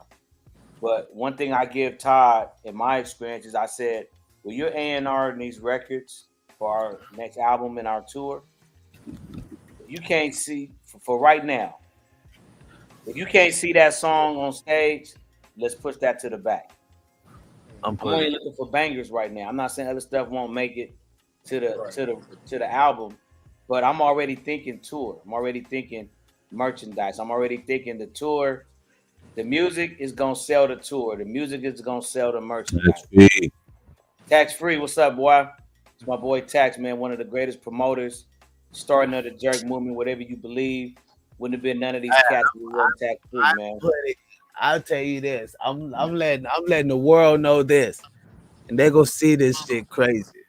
Like, nigga, I'm putting 4 artists on a major scale to crack over 100,000 views. Those 100,000 views would crack a label deal. Label signing production that's already ready to go. Right? You can see it happen before, you can see it happening now. Unless you're a producer or a sub label, then you can really do some damage. Or you better be an artist that has great connects. I mean, you know what I mean? Hanging out with Diddy or some shit. Other than that, you need to be a conglomerate that has a few artists that's doing numbers or producers, because those are the entities that the people are picking up on an independent level. Yeah, and that's what I think a lot of people aren't doing. Like, you know, like when I come on this podcast every Sunday, you know what I'm saying? I give a people an insight, and I like to say, you know, we're doing things that, you know, like you got a label and, you know, you got a producer in the Midwest, executive producer on the West Coast. It's like we're coming together to do what people say we can't do. Like, Todd's successful on his own. I'm successful on my own. But what I don't see enough men doing, which I always like to be the leader of the new school. I don't like talking about it. I like to do it. I put my ego aside, made Todd a partner. Todd accepted. Todd put his ego aside. See, a lot of times it's like I see a code that's cracked, right? But I see it like this, right? If I could bring 100,000, Todd bring 100,000 fans. We got 200,000 fans now. You know what I'm saying? So my mindset has always been what I don't find on the West. It's like a lot of times in my own coast, I fight this all the time. And I'm too old now, so I don't even care about fighting it no more. Like I told somebody yesterday, they was like, I mean, they commented on my drink, man. My drink, I was at this meeting, man. My drink was just neat, no ice, no nothing, right? And they was like, man, that's that classic shit. I'm like, hey man, I'm a triple OG. I'm too old now to give a fuck what you youngsters think. I was just being real with him. Like, I've been there and done that, bro. You gotta live through what I lived through and then be my age and then I holler at you. Until then, my nigga, I don't talk to you. Niggas under 40, I don't even talk to. Because by the time I was 40, nigga, I done been shot, stabbed, battery packed, damn near killed. So it's like a lot of times on the West, man, we are so it's sad, bro. But it's like what I go through out here, it's like I'm tired of working with niggas out here, bro. You know, because see, a number one, I value what Todd brings to the table. He a grown ass man. He sacrificed doing this. I feel like he values what I bring to the table. We value each other. Negroes out here, for most part on the West, man, we hate on each other. We tear each other down. And I'm talking about shit I'm going through right now with fucking major ass $1 million shows. $1 million show, nigga. What you gonna steal from me? We all could eat. It's $1 million show, bro. These motherfuckers got over 83 million households. How we not gonna make money? What does it do cutting me out of meetings? What does it do going behind my back? That's the West Coast for you. And it's sad because I feel like I'm trying to show the young niggas something different because I feel like everybody is so trying to get a bag, Right. and humanity is going out of it. That's why you go to the bag like hyenas. Niggas is turning into like the shit that I'm dealing with, man. Just this year, it made West Coast Heavies go to a whole nother state, Ohio, and get a business partner. Because it's like I feel like I can't take no nigga to these $1 million meetings I be going to. Because everybody on their phone, everybody trying to Facebook who the nigga I'm talking to is, and then go on his DMs and fuck Jay Adams. Everybody do that. I'm to the point now when niggas come to meetings with me now, they gotta sign an empty. It's like a motorcycle meeting. Nigga, leave your phone at the door. Ain't nobody coming here with no telephone. It shouldn't be like that, bro. But it's like LA is just full of. I always say it on my social media, snakes and fakes. Like you ain't. I tell niggas this all the time. Right? I just brought somebody a multi-million-dollar play. Not take that back. I'm sorry. $500,000 play. Long as I've known him, he's never brought me any money. It's like I look around in LA. I'm always the nigga bringing the resources, man. That's what's wrong with my coast. Like we so don't nobody want to. It's like no, let me go do my own June 22nd, 23rd, and 24th because Jay's doing it. When I was the first, but not let me go to Jay and let me link. But Jay's the one calling all the promoters like, hey, bro, we need to be united. See, this is why New York don't fuck with us, man. But you niggas wouldn't know that because y'all don't travel and go to no conferences nowhere. So you don't know why on radio, we the #1 entertainment market. And they still say we the #2 radio. But nigga, don't nobody fuck with LA. Look at all these tours. Man, the niggas go, everybody know you gotta do the chilling circuit. But nigga, the East Coast, the Midwest, the South, everybody get hit with the tour dates before we do. Niggas don't fuck with LA like LA niggas really think they fuck with people, man. This is a nigga who travels. I wouldn't say that. I think the price of living in LA is just more, and it costs more than but what I'm saying the East is, Coast. Like the West Coast of on the phone the with country. 100 program directors on radio, bro. I be on these conference calls, and I'm telling you, LA is not on niggas' radar like that, like we think it is. That's why I network all over the place, because I don't want to be the nigga on the West left out. Because I want everybody on the West. We got a bad name on the West, being snakes, dirty, trifling. So I network. I don't know. I don't know. I never. Well, I ain't saying with you. That in mind, you know, man. I'm speaking from my standpoint. I ain't speaking from nobody's. I'm saying I get it, and I'm 36 in this motherfucker. You know what I mean? I'm giving everybody what I just started coming back. Hey, I just started coming back in LA 10 years ago, right? That's how long I've been in LA consistent. About 10 years now. And that's from touring. So, and you've been here longer. You know what I mean? So, you know what I mean? I can't. But just this is just stuff that I see every day, man. I've seen enough to know. I've seen enough to know what I'm talking about. What I see is not good on the West. I thank God I got my own credit. I got my own houses. I got shit to. I thank God for my parents more and more every day. Because if I was starting all over again in the music, trying to get established, I wouldn't want to be here right now. I wouldn't want to be my sons. Not known, ain't accomplished nothing, not made no good allies. Like, I got allies right now. If this gospel artist I got come with three hot songs, I'm on tour like that. I already called one of the main niggas on the West Coast. I wouldn't want to be the flip side of me when I didn't have these contacts and I couldn't go on tour. I couldn't go call, get my shirts made, call, get my website done, call, get my merch ready to sell, call, get the booking manager. Because, man, everybody that I deal with, and it's just like, damn, okay, let me go find a new circle, because I'm always reaching out to new people. Why? Because it's just like, I really want to see who on the West is about it. Like, I never wanted to get to the point where I've been in 2023. But I've done enough to do what I'm doing now. I'm calling out my coast. You know, I calling niggas out now because it's like, don't talk about it, be about it. Come to the office and let's put our resources together, because all this stuff we do on social media, man, I see it all. And I'm saying it's coming a point in time where we're not doing nothing. Like when I have a major booking agent, and my booking agent at the low price we got a low price. And when my lawyer got to come back and say, me no, shaking your head for it. We ain't book no shows. I got to be like, huh? We ain't book no show, bro. That's a low price. We only charge an X amount of dollars per night. We didn't book no shows. That is a goddamn shame, man. But that's what I'm saying. We so disjointed between promoters, radio, booking. When it's easy for me, I got 2 podcasts, my own lawyer, another lawyer, a marketing company.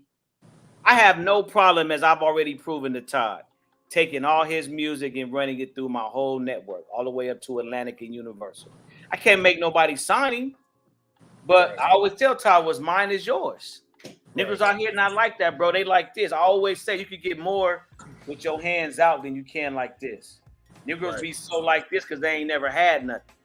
So they be so like this and they miss out because you got 10 fingers, bro. You could always be grabbing. But the sad part of it is there's no way on the West I should not be able to book tours.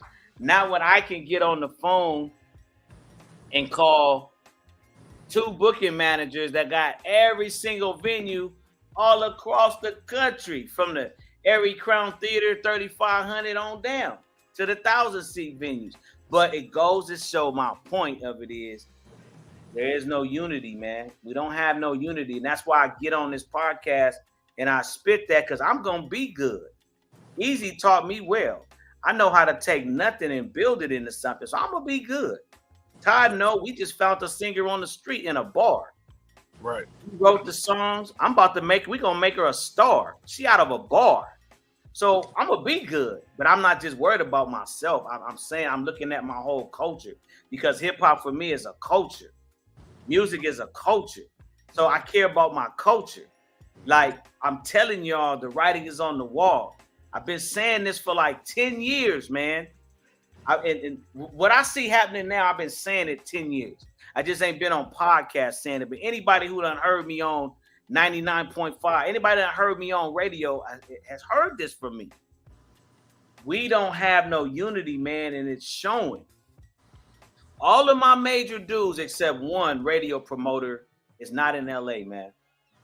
All right, so what would be the solution? Huh? What would be the solution? The solution is what I'm doing. I'm not really giving a fuck. I'm being the, as they say, I'm being the gang leader. I'm doing it. I'm doing it with Todd Smith. I'm already running the songs through my network. He's producing them. I'm running them through. I'm on the phone with this Mark. I have a meeting today, but they had to go to San Diego. So I'm doing it. That's the solution. The solution is, like I told one of my old professors, one of my old producers, work with Kendrick Lamar, old school nigga, but he in his 70s. Youngsters in Compton don't want to listen to him. But this nigga been in the studio since the 60s, since the early 70s. Know everybody. But like me and him say, bro, until we do what we do on this phone all the time as grown-ass men, we bump heads, we dialogue, we talk about it. And then when we get off the phone, we come up with a solution. We talk about it, we dialogue it over, and then we talk about the solution, and then we implement. And that's all we've been doing since January, man. Since January, we've been saying we're going to talk about the problem, expose the problem. The niggas who out here still doing fuck shit in LA, you're going to feel the pressure because we're going to expose your ass. So you're going to have to get the fuck out of LA. So you can run up, you can gun up. Everybody know I'm not worried about none of that, nigga. So we don't even got to go there. But I'm to the point now where I care about my coast. And these termites got to go. These niggas erode in the game got to go. Because it's too much money to rob an artist, man. An artist can only write and sing. I do 10 things to make money in this business. I don't care about you writing and singing, rapping and singing. You can have that little chump change. It's so many other ways to make money. But see, when you so tight-knitted, once again, and you only know the old traditional ways to make money, you feel you got to rob an artist for they royalties, for their song. I don't care about that shit. Now, if I do what Todd did, what I just did with Todd did the beat. He had some input on the arrangement. When I went in the studio, I arranged me and the engineer arranged the whole, how the hook was. I did that work. So the split sheet gonna have my name on it. The split sheet gonna have Todd's name on it as a writer. We're gonna get writers credit because we did writer work. So I don't need to rob you. I got too many ways to make money. I'm an artist too. I tell artists, don't forget I'm an artist. So I'm gonna have some input to that record. That's why I always write myself in as the A&R. So we go in there with that raw song, and I hear something. Oh, that shit is monotone. Man, we're gonna have to do something to change up these choruses and make them sound different. I'm producing. I'm co-producing. See, there's so many ways to make money, man, and that's what I tell these dudes. Go take a course, my ninja. Go learn something. There's too many ways to make money, man. God has given us all skills, but we so broke. See, a lot of dudes, and I thank God for my mama. My mama didn't raise me with no nigga broke mentality, man. And I thank God for that because I see that now. You only like this, bro, because you ain't never had no money. So now that you got some, you hugging the bitch. She gonna leave you anyway. When she finds something better than you hugging on to her. You don't want to let the plug go. I'm hugging on to that. But see, that's the problem on my coast. And I've been saying that since I was like 30 years old. Because I saw it when I was at Capitol that last strong year when you looked at the pie.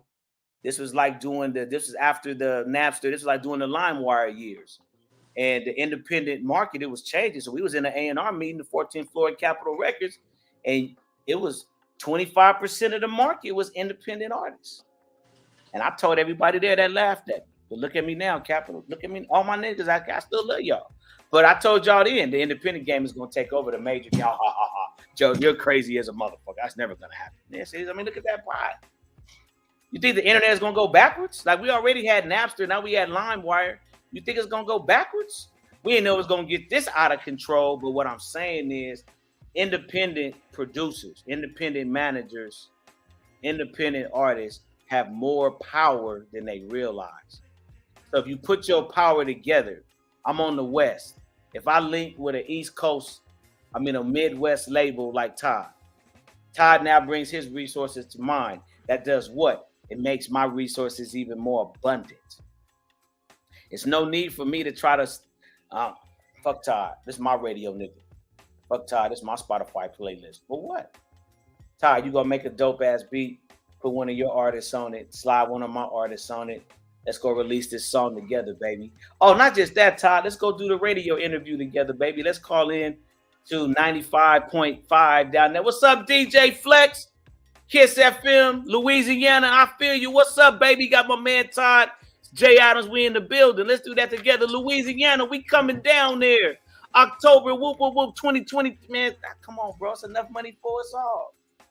I ain't got to be like, no, Kiss FM is mine. Louisiana and New Orleans. Fuck that nigga Todd. It's my shit. That's what we do in the West, though. That's why the West is so weak when it comes to shows.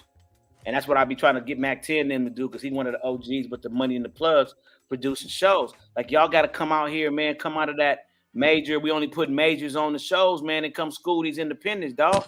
Come talk to them because they got the game they got the game twisted.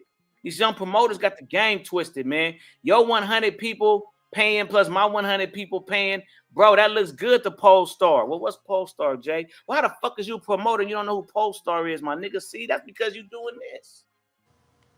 Nigga like me could tell you how your 100 and my 100 make 200. That make that shit look good on paper, my ninja. So that's why I come on here, man. I come on here because I don't have time to talk like this during the week. I'm too busy making it happen. Sundays when I can answer questions, talk my shit. You can come talk, and I could. But do Monday through Saturday is when I show you what I'm talking about on Sundays because I'm doing it every day. Because the game, like I told Todd, as soon as I get out of a label meeting, I call Todd, hot off the press. This is what they're doing right now. It's almost like I'm giving Todd. I'm the CIA mode. Right. Getting it over here. Hey, Todd, this is what they're doing right now. So, man, you need to go do this. Go get this one sheet done and this EPK done. Get our track list. Get all them split sheets done. You know, okay, now our shit is done. So when me and Todd go, I'm doing the same thing that they doing, the same shit. But see, we won't do that, man. You know how many niggas go into label meetings and call my black ass? But that's why I started going back and doing label meetings again myself. Because my coast is but it's so fucked up that I gotta do everything. I gotta do the label meetings. I gotta keep up with the radio promoters. I gotta keep up with the street promoters and club promoters. Keep up with the club DJs, the radio DJ, the program director. It's a lot of work on one man. But when you dedicate it and you see your coast is fractured. All I just named right there, bro, the top of my head is all money in this business. Why do you gotta rob me? All of those are income streams. I didn't even talk about the merchandise directors and you got to go holler at them. The road managers. All of that is money, man. And that's what I'm saying. Like, we want more people to come to the table, man, and get with me and Todd. You know what I'm saying? It's like, I invite people. Come on, make me your contacts, man. Bring what we may not have. Just know, man, we ain't playing around because we really got everything. And we making it happen, man. We sharing content. It's a beautiful thing. You know what I'm saying? Funking with Todd is like the less stress I've had in this business. Probably in like, man, fuck, bro. Probably since Jeffrey died, man. And that's been 93. I mean, not 93. I'm sorry. 2003, Jeffrey passed. Damn. 2004 was like really my last like kick-ass year. I stopped rapping then and went independent. Then, of course, I got Lantana, All Hustle, No Luck, and a couple other hits. But that shit's all been stressful. Like, the BT shit I'm doing is stressful. Working with Todd, it's like, easy. It's like, why can't we be like that? Like, why do we have to always be so, this is mine? Nah, bro. What I've learned about business is always more when you affiliated. It's more. Oh man, we done found a way. Like I was telling one of my investors today, if I'm able to get Todd 100,000 in business credit, and get me 100,000 in business credit, and get you 100,000 in business credit, bro, we over $250,000. That's 300,000. Right. No record label to do that. I just gave you the game. I'll give you my credit, dude. He's 2,500. Both my credit people 2,500, but you gonna get that. You're gonna get that if you got a good FICO and you your own personal guarantee. I can guarantee you 80 to 100 bands. So why wouldn't I want 3 of people to have that with me? And now we got 300,000. We can go do this plan me and Todd gonna do. See, that's how easy it is for me. Big fan of Shout out. Big love from South London. Wow. Big love to the Biz Network, Westcoast Heavies podcast. Let me read that again. Right. South London, stand up. We want to hear from London. I love London. Where's London at? Feel free to call in anytime, man. Tap in with the podcast. Absolutely. That's lovely, man. Absolutely. I want to hear what's going on over in London. That's our Twitch family, man. Appreciate y'all over there. Yeah, man. That's what's up, man. That's what's up, man. We love that. We love that love, man. You know what I'm saying? That'll make my people feel good, man. Yeah. Be glad when some of our Australian and Canadian people kick in. Yeah, I do have a couple UK rappers that I do like. But I'm a big fan of my guy Lanzy, big black dude. He's kind of like the Drake rap right now. He did a big song with Burna Boy and Ed Sheeran. Yep. Yeah, man, we appreciate that love, man. That's where it gets exciting, man, and that's where the work Monday through Saturday comes in at, man. That's why we do this every day, man, because of that, just because of that love. Yeah. We want to get the message of unity, man. I always say, more peace, more money, man. Less stress. Yeah, I don't take. Hey, man, look, check this out, man. I'm all about the work. Like results are show. You know what I mean? Like when you do what you do, results just show. Like if you stay consistent, stay on top of it. Go ahead, Biz. You know what I mean? Oh, but I'm just saying when you stay consistent, stay with it, you know what I mean? A lot of time people just fall off after 6 months. People fall off after a year, right? And motherfuckers like me just keep moving. I just keep tracking my little tail along. They be like, "Damn, you still here?" Like, yep, I'm gonna keep dragging my tail along. You know what I mean?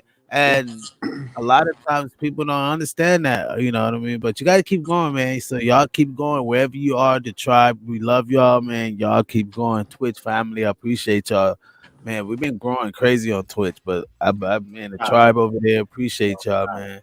Thank you. Keep tuning in. Keep getting the game. They also said appreciate you giving us free game. We respect your hustle out there. Oh, out here. Appreciate you, Mice. Mystery Sauce.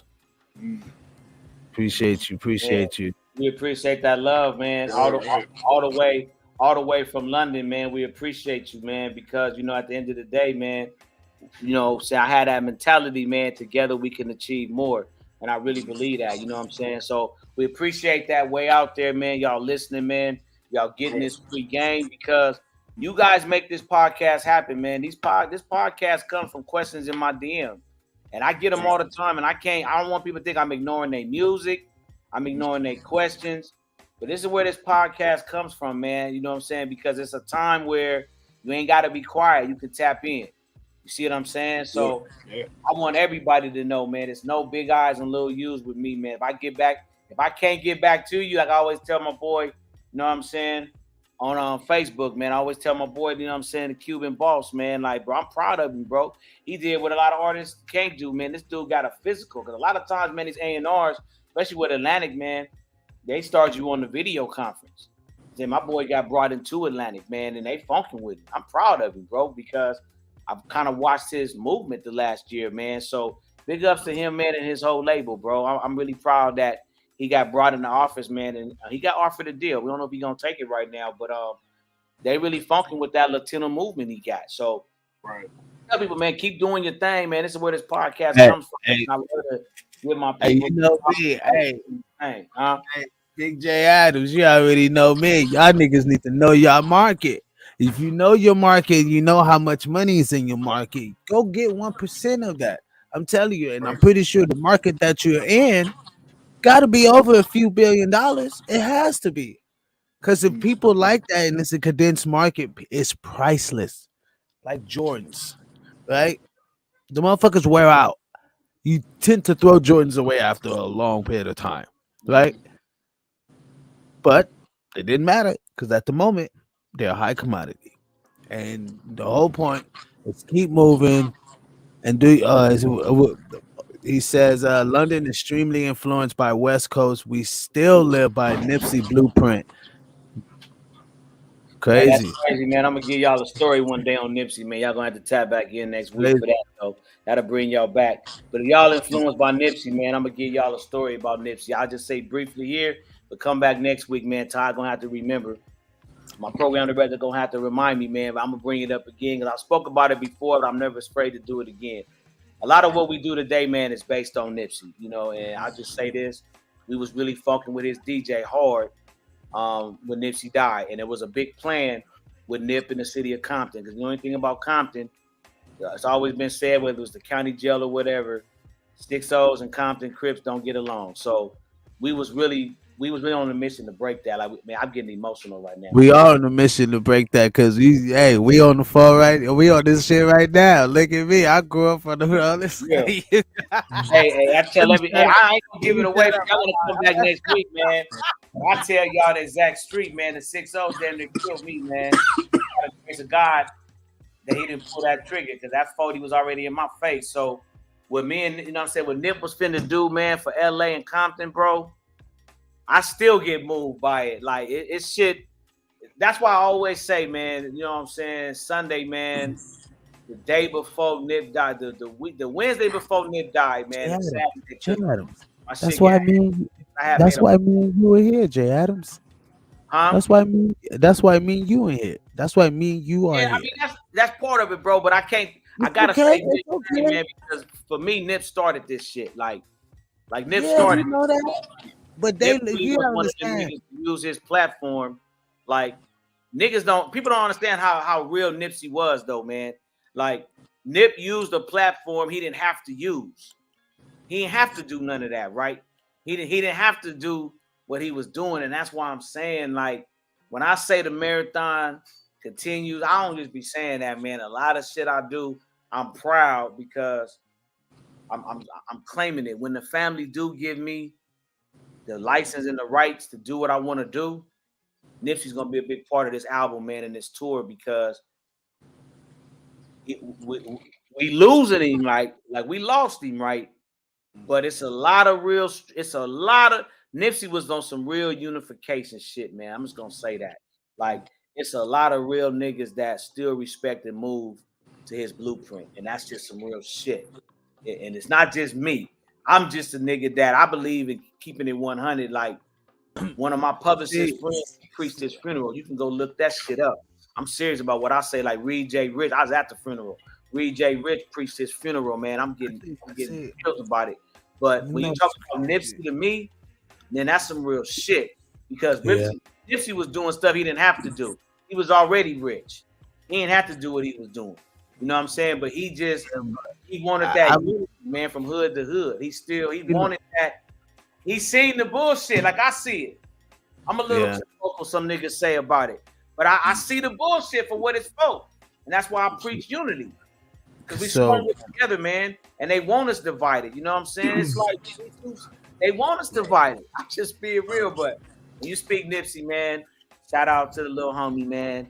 I called him the little big homie, man, because he did so much. But, you know, such a young age, man, gone too soon, bro. But he gonna always get his flowers for me, though. Always. So do you think we've had a lot of Nipseys in LA? It's just that Nipsey really made it known. I believe yes and no, because Nipsey through adversity didn't stop. Only thing that killed Nipsey, only thing that stopped Nipsey was a bullet. Put him out here. Nipsey, if you know him, man, went through a lot of adversity, bro. He could have been quit. Nipsey was what I consider one of them perseveres. Like, he's me. He would have been doing what he was doing at 48, 58. So a lot of dudes in LA, man, was on some Nipsey. See, Nipsey was like me. He got that shit from the OG. Nipsey was a doer, man. He was. So we've had some Nipseys, but there's only one Nip to crib. Hey, rest in peace. Right. Because I think we had a lot of like neighborhood cats that was that dude that was running stores, that was, you know what I mean? They wasn't like banging. They weren't, you know, hustling. They had it in other ways, where there were the councilmen and there were the doctors or whatever the case may be. And it's crazy. I'm not taking anything from Nipsey. I'm saying that shines a light on this conversation of, like, do we don't give enough credit to the others that have made it and have done it, you know what I mean, well for themselves also. I mean, you don't get no credit. Wait. That influenced other, you know what I mean, other people that wanted to go into those fields, whether it was STEM, engineering, inventing, music business. You know what I mean? There's so many. I mean, I've seen so many people influence others to become more business people in the music industry. But to me, that's a different subject because they're not me. Like Nipsey is who I am. He's just a younger version of me, just like Pop, the older version of me. I'm a real revolutionary, bro. You know what I'm saying? You can't be a real one without having scars. So it's like Nipsey had scars. He was really. It was like when I think about Nip and I think about myself and Pop, we're outspoken, bro. Like, you can't be a doctor, lawyer, and all these levels. But you're not speaking. Like, if Nipsey was here right now, he would be like me and speaking against what they doing in Florida. Like, you can't be that dude to me and you don't speak against our oppression openly. Okay, hold on. So this is good. So the Florida situation, right? Mm-hmm. I'll bring that picture up. I'm glad. This is a great segue. Good segue. Okay. Great segue. Sorry about that. I got this right here about what's going on in Florida, right? You can read it. Todd, you on your phone or your computer with the podcast? When we reach this NCAA. Where did he go? I'm on my phone on the podcast. Okay, so you can't see this if I send it to you because I want you to be able to read this. I don't know if you'll be able to see it. Well, But I'm here. I Okay. read. I'm on my phone. All right. Yeah, You want me to read it what's me here? so I can- Okay. Yeah, read it, please. It says NAACP issues travel advisory urging people to avoid Florida.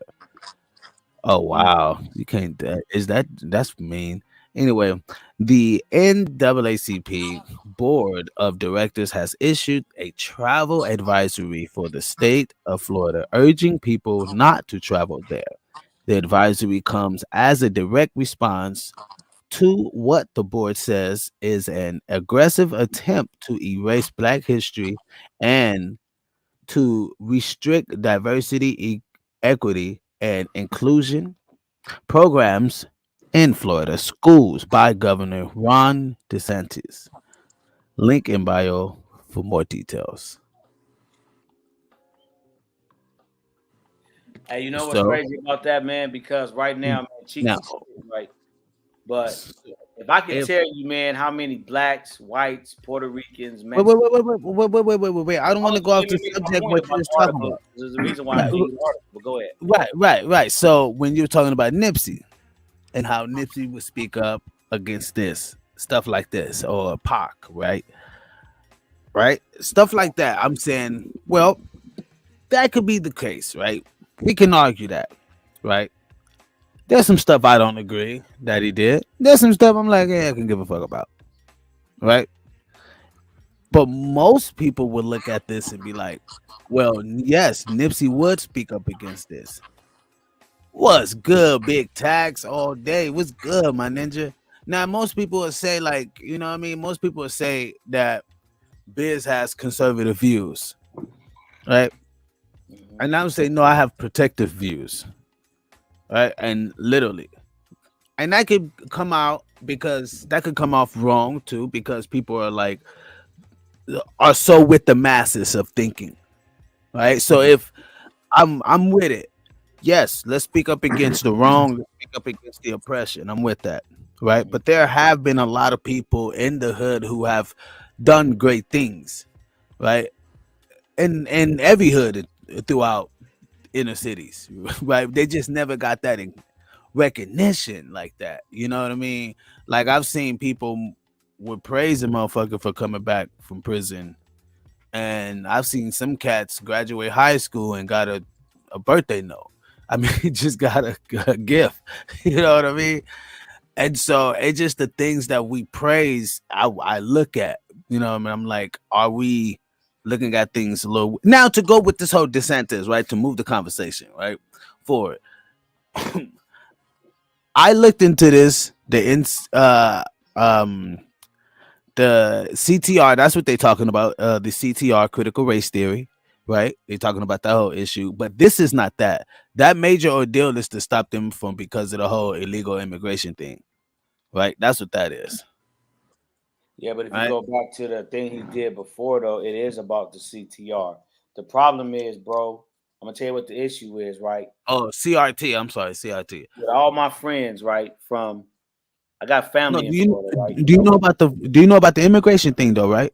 Yeah, but we're not, but I want to stay on point, though, because I don't want to go on that right now. I want to talk about the immigration thing, because that's not what I'm talking about.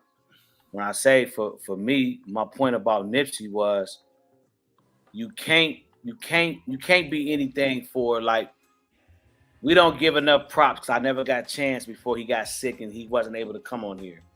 So I don't want to speak a lot about the Jim Brown There I Can program because till I get his family to consent or somebody to come on the pod and talk about it. But my involvement with that, right? Like they spoke about the injustices, bro. So my thing of it is, right, is like for my black friends and family, my black families, my white friends, my Puerto Rican friends, my Mexican friends in Florida. Here's my problem with that, bro. Is all that does is it further creates dissension because I'm a man of history, period. I love everybody's history, bro. My white friends in Florida are just as important as my black family in Florida. What I'm saying the problem is when we was talking about Nipsey is, see, Nip can come on here and we can have a real question. Because I've talked to both sides. If I bring somebody, which I'll never give that side, no justice right now coming on my podcast. I've talked to him off air. See, you can't talk around me, man. I've been studying history for over 30 years. You understand? All I did in YA and the pen is read.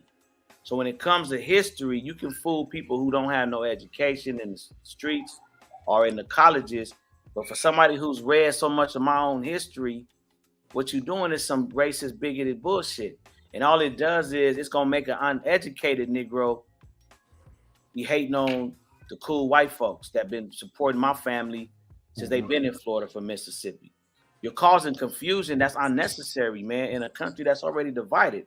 And see, the underlining, I'm not going to get into the underlining of it, but we're eroding our own society, though. Is what I'm saying. That's the only reason I brought that up is when I say somebody like a Nip or a Pac or a Jim Brown, who I've talked to, like my boy Xerix will come on here and tell you the conversations he had when he was with Hammer and Ho Frat Ho on tour with Pac. Like, I'm just telling you stuff that I know.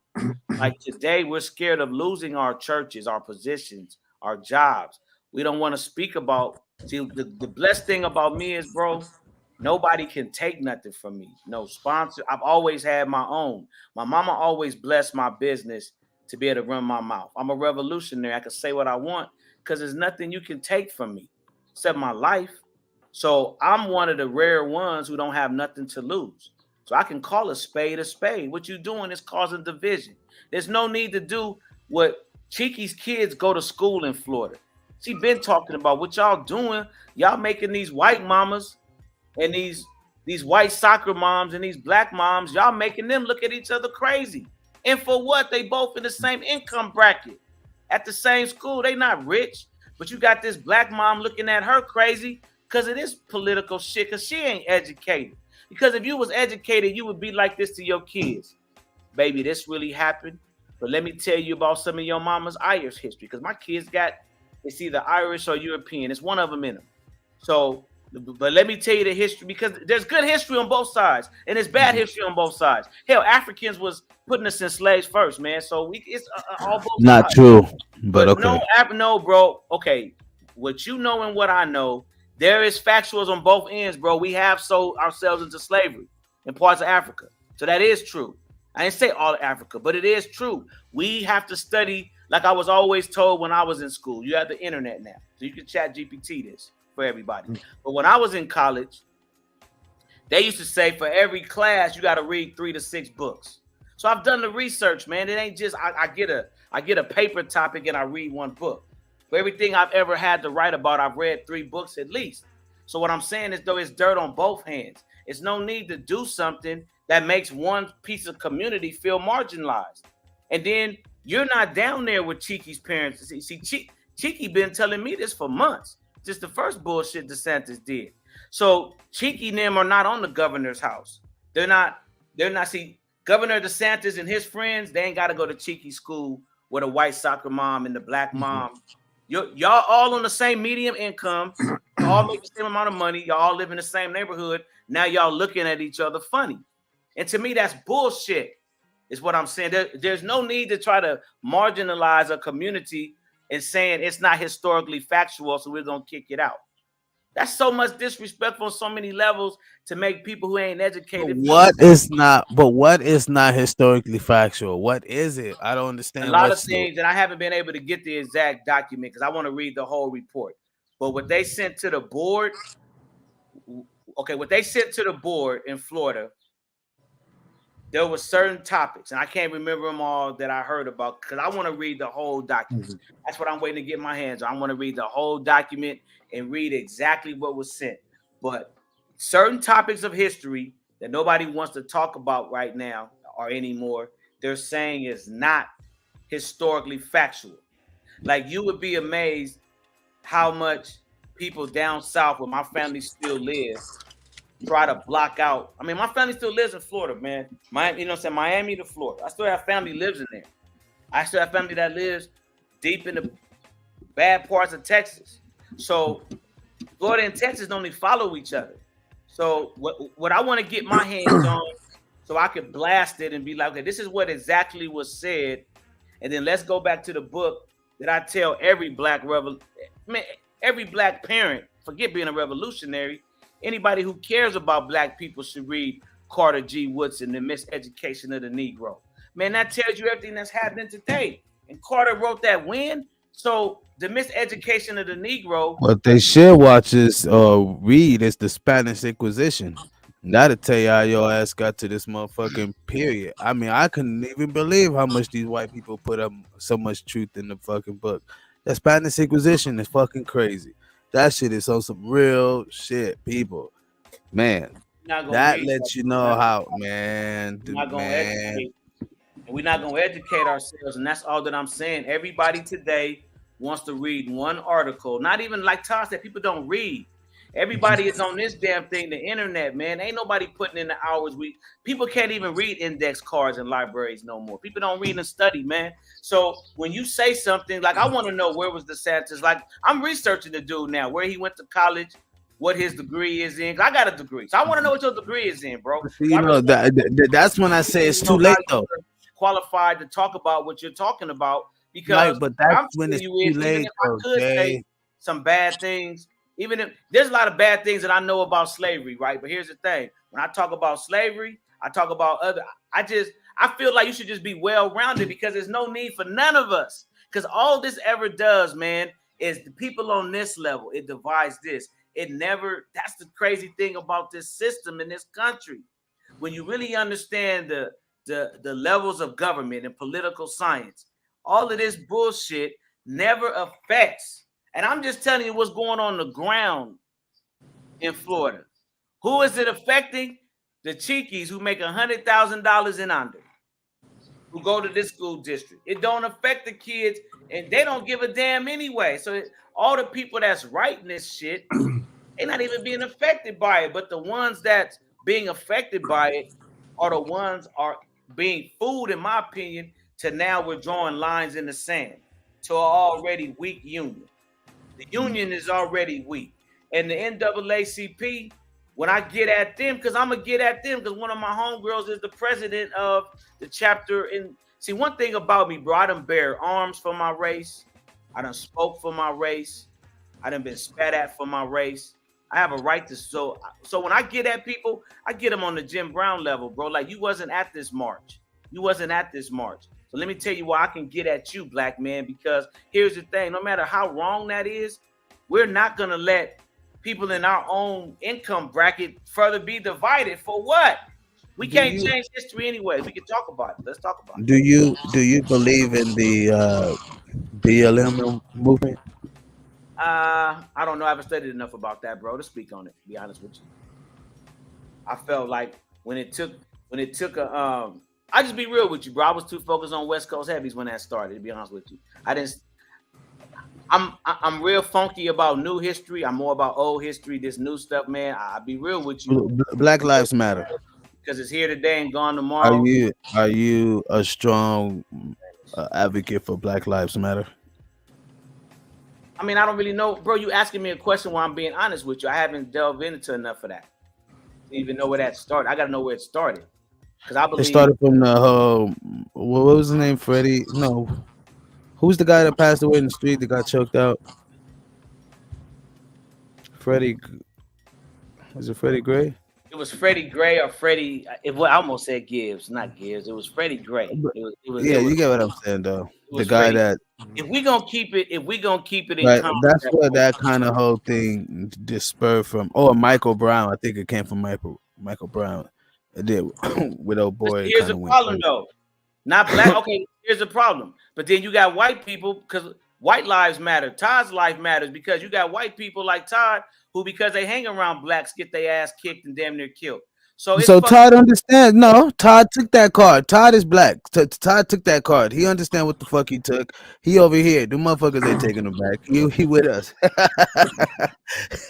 I'm fucking with you.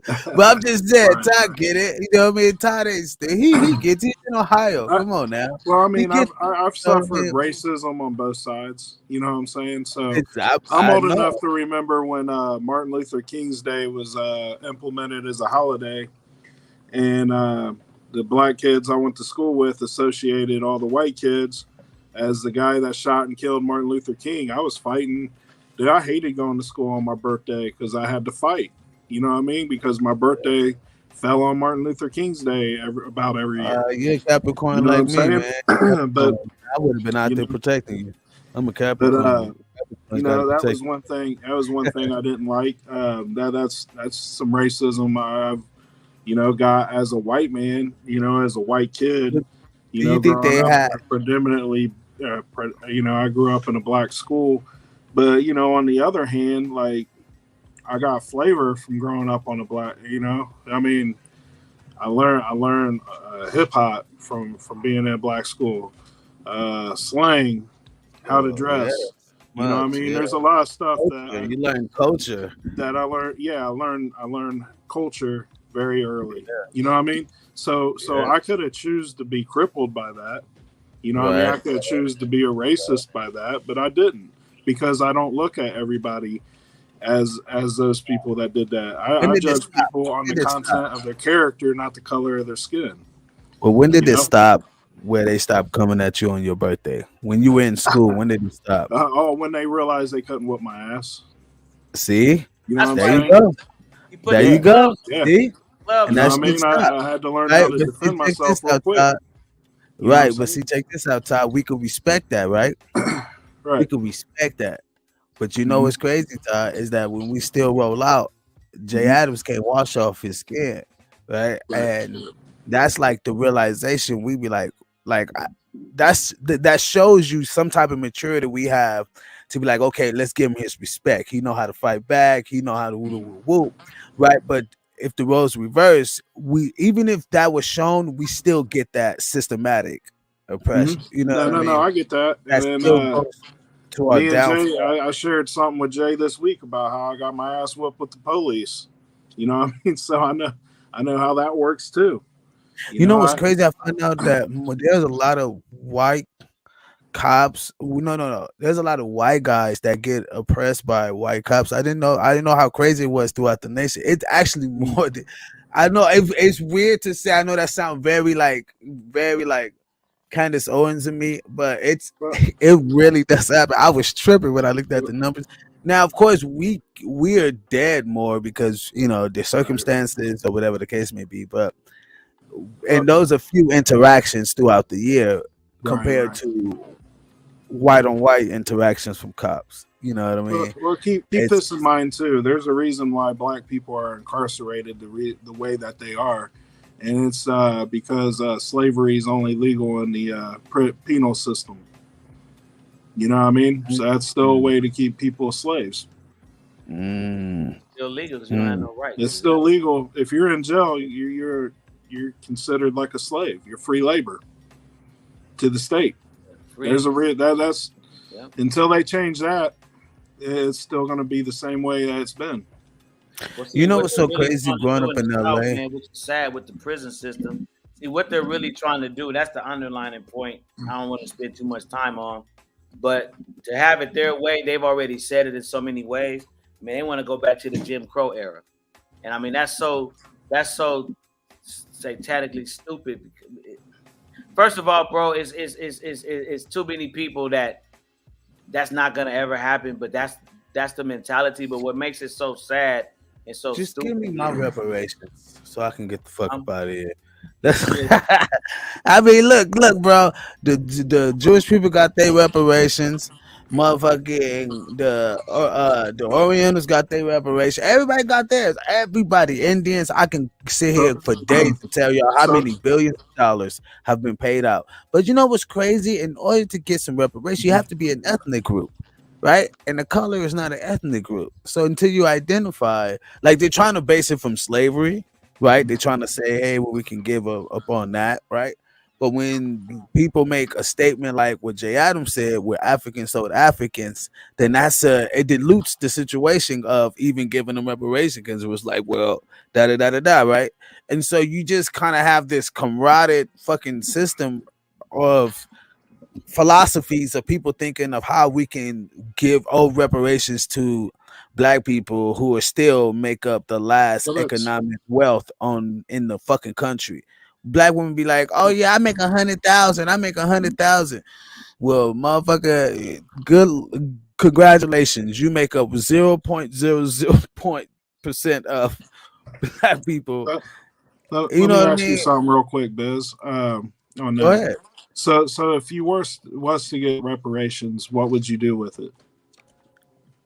Well, that's a great question, right? Because the first thing people would think about to go buy material things, and I'm opening up Right. a bank, right? Okay. I'm gonna be able to Okay. open up a bank and be able to set up councilmans, right? Mhm. And be able to get into the lobbies, you know what I mean, to the lobbyists, push my money into a political value so I could be able to change the logistics of, you know what I mean, the legislation, the So, bills and laws and right. mhm. Try to use my money to influence the community of where I live in to better the community. I think everybody always go to the material things, but that shit's gonna die out, right? It's an investment. So, and come on, how much money do you really need, right? So if they gave you, I mean, if they gave you an X amount of millions of dollars, like I think in California was like 1.2. So if they would say, hey, Biz, we're gonna give you 1.2 because of your family due to slavery, right? I say, okay, whatever the case may be. But a majority of that is going to go into push bills and laws passed towards lobbies, you know what I mean, to lobby someone to, you know what I mean, push someone to push for some values, or to political government officials, you know what I mean, within the city or state, you know what I mean, to push things for empowerment of us, right? Mhm. Like, it's not just for me, it's for my son too. So my son needs to be able to live off that legacy. You get what I mean? And I think that's sometimes we don't give a fuck about. We don't think twice about our legacy more than, you know what I mean? And Todd, in your house, that was spoken of. In a Right. lot of our houses, legacy is not spoken of. You get what I mean? And that's something Right. that has to be embedded into our brain, because if we don't understand that, then we won't understand what we have as a value. Do y'all know how many billionaire families? And we ain't talking black. We talking rich white folks. You know how many billionaires? So this is because what I'm about to say, people gonna think it has to do with color, and it got shit to do with color. Y'all know how many billionaire families, the Genevieves and all of them, have lost billions of dollars because they chivalry, because of people not want to teach their families, because people want to shun certain things from their loved ones because they don't want to teach them the business, right? You know how much fucking so many billions of families. I mean, I'm sorry, billionaire families, trillionaire families, I should say, right? From the Vatican until now, have lost their wealth due to fucking not even chivalry and not even trying to express the wealth, not even trying to deal. Oh, my fucking child is stupid. I ain't gonna fucking deal with them. No, no, no, no, no, no, no, no, no. You need to show them how to deal with money and deal with values, because when you're gone, this shit is gonna go to waste and it's gonna be bought. It's gonna be an eminent domain. Well, the reason why I asked you what you would do with it is because you made the comment that I'd get up out of here. So I was just curious what that meant. That you explained it pretty well. Well, yeah. I mean, I wouldn't live in California. Technically, I Mhm. would live somewhere where my wealth is a lot more appreciated, and I think that's Right. another thing too, is that we don't understand where our wealth is and where our wealth can, you know, what I mean, be. Like, think about it. If I can go to Detroit and fucking purchase $100,000 mansion, you know what I mean? You think I'm gonna Right. fucking stay in LA? You know what I mean? Like, I'm gonna get me logically, Mhm. I'm gonna get more bang for my buck. You know what I mean? And everything else I could pay for, right? Security if I need it, Well, blah blah, whatever the case may be. And I know people like, well, the weather and this and that, bro. Only thing in LA that's the best is women, weed, and weather. Other think than of that, this. Think of this. So they prompt when they freed slaves. What was it? 40 acres and Yeah. But what was that? I mean, I'm not trying 40 acres in a mill. Okay, so they're going to give you 40 acres that isn't theirs to begin with. And what I mean by that is they're going to give you 40 acres. Now, I've built a house and I've had to sign stating that if a Native American tribe comes back and wants their land, I have to forfeit my house and my land and any rights to it to that Native American tribe. All right, so if they give you 40 acres, what do you think is going to happen? These Native American tribes are going to come back and take their land because they, you know what I mean? Which they should have probably done already. Well, I think that was the whole ordeal, right? It was a certain portion of the country was occupied by Americans, and the natives had another occupied. That's where you get the whole $5 Indian, right? Right. So the whole $5 Indian aspect came from when that clause came out. I'm glad you talked about this. This is great. When that clause came out, the whole 40 acres in a mule aspect, you had the $5 Indian was here. They were able to buy up large masses of land for how much? $5. They had to claim they was coming from Europe, having sex with Indian women and having a baby, and they could claim a portion of the land for $5. That's the whole part of the $5 Indian, right? So that's when you have old girl who's in office right now. What's her name? She's with Biden or whatever. She says she's 100% native. She's a fucking white lady, right? Clearly see that she's white, but because her family may date back to Indian or whatever the case may be, she could claim a portion of land. That's why she's pushing for so many Indian laws and reservations and more things that because it's a narrative. So that those are the things that I'm saying. It's already going to be bought up, even if you get these slaves out of here, right? And these slaves are that's the fucking crazy part, because they were only able to bring a certain amount of slaves. People think they brought millions of slaves over here. It wasn't no fucking millions of slaves. It was only like 100. Well, what's reported is 100,000. They may be brought over 400,000. Who knows? But what's reported, right, through the whole slave document that came from Florida Plaza anyway, was about 98,000 or something like that. So how were they able to get up to 14 million slaves by the end of 400 years later? They were integrating the slaves with the people that were already here, right? And then the $5 Indian thing came later. That came later, right? That was because that's when they was able to set up. I mean, you talking about 400 years later. They set up government. They set up all these, laws, legislation. They got a lot of it. I like to say America is a piece of Babylon and the great Roman Empire in one. Because a lot of the laws and a lot of the things, I'm talking too fucking much. But anyway, let me shut the fuck up. I'm trying to follow you because I'm interested in this stuff also. Just because I'm a white man don't mean I don't have, my opinions on stuff and stuff like that. And I realize my opinions somewhat are watered down because it's not my culture that I'm speaking on. So I try to be respectful on that also.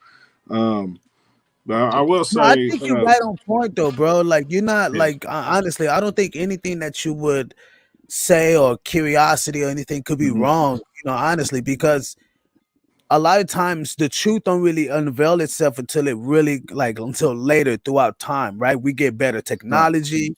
It's just like medicine. If medicine was great like it is now, my great grandmother would still be living, right?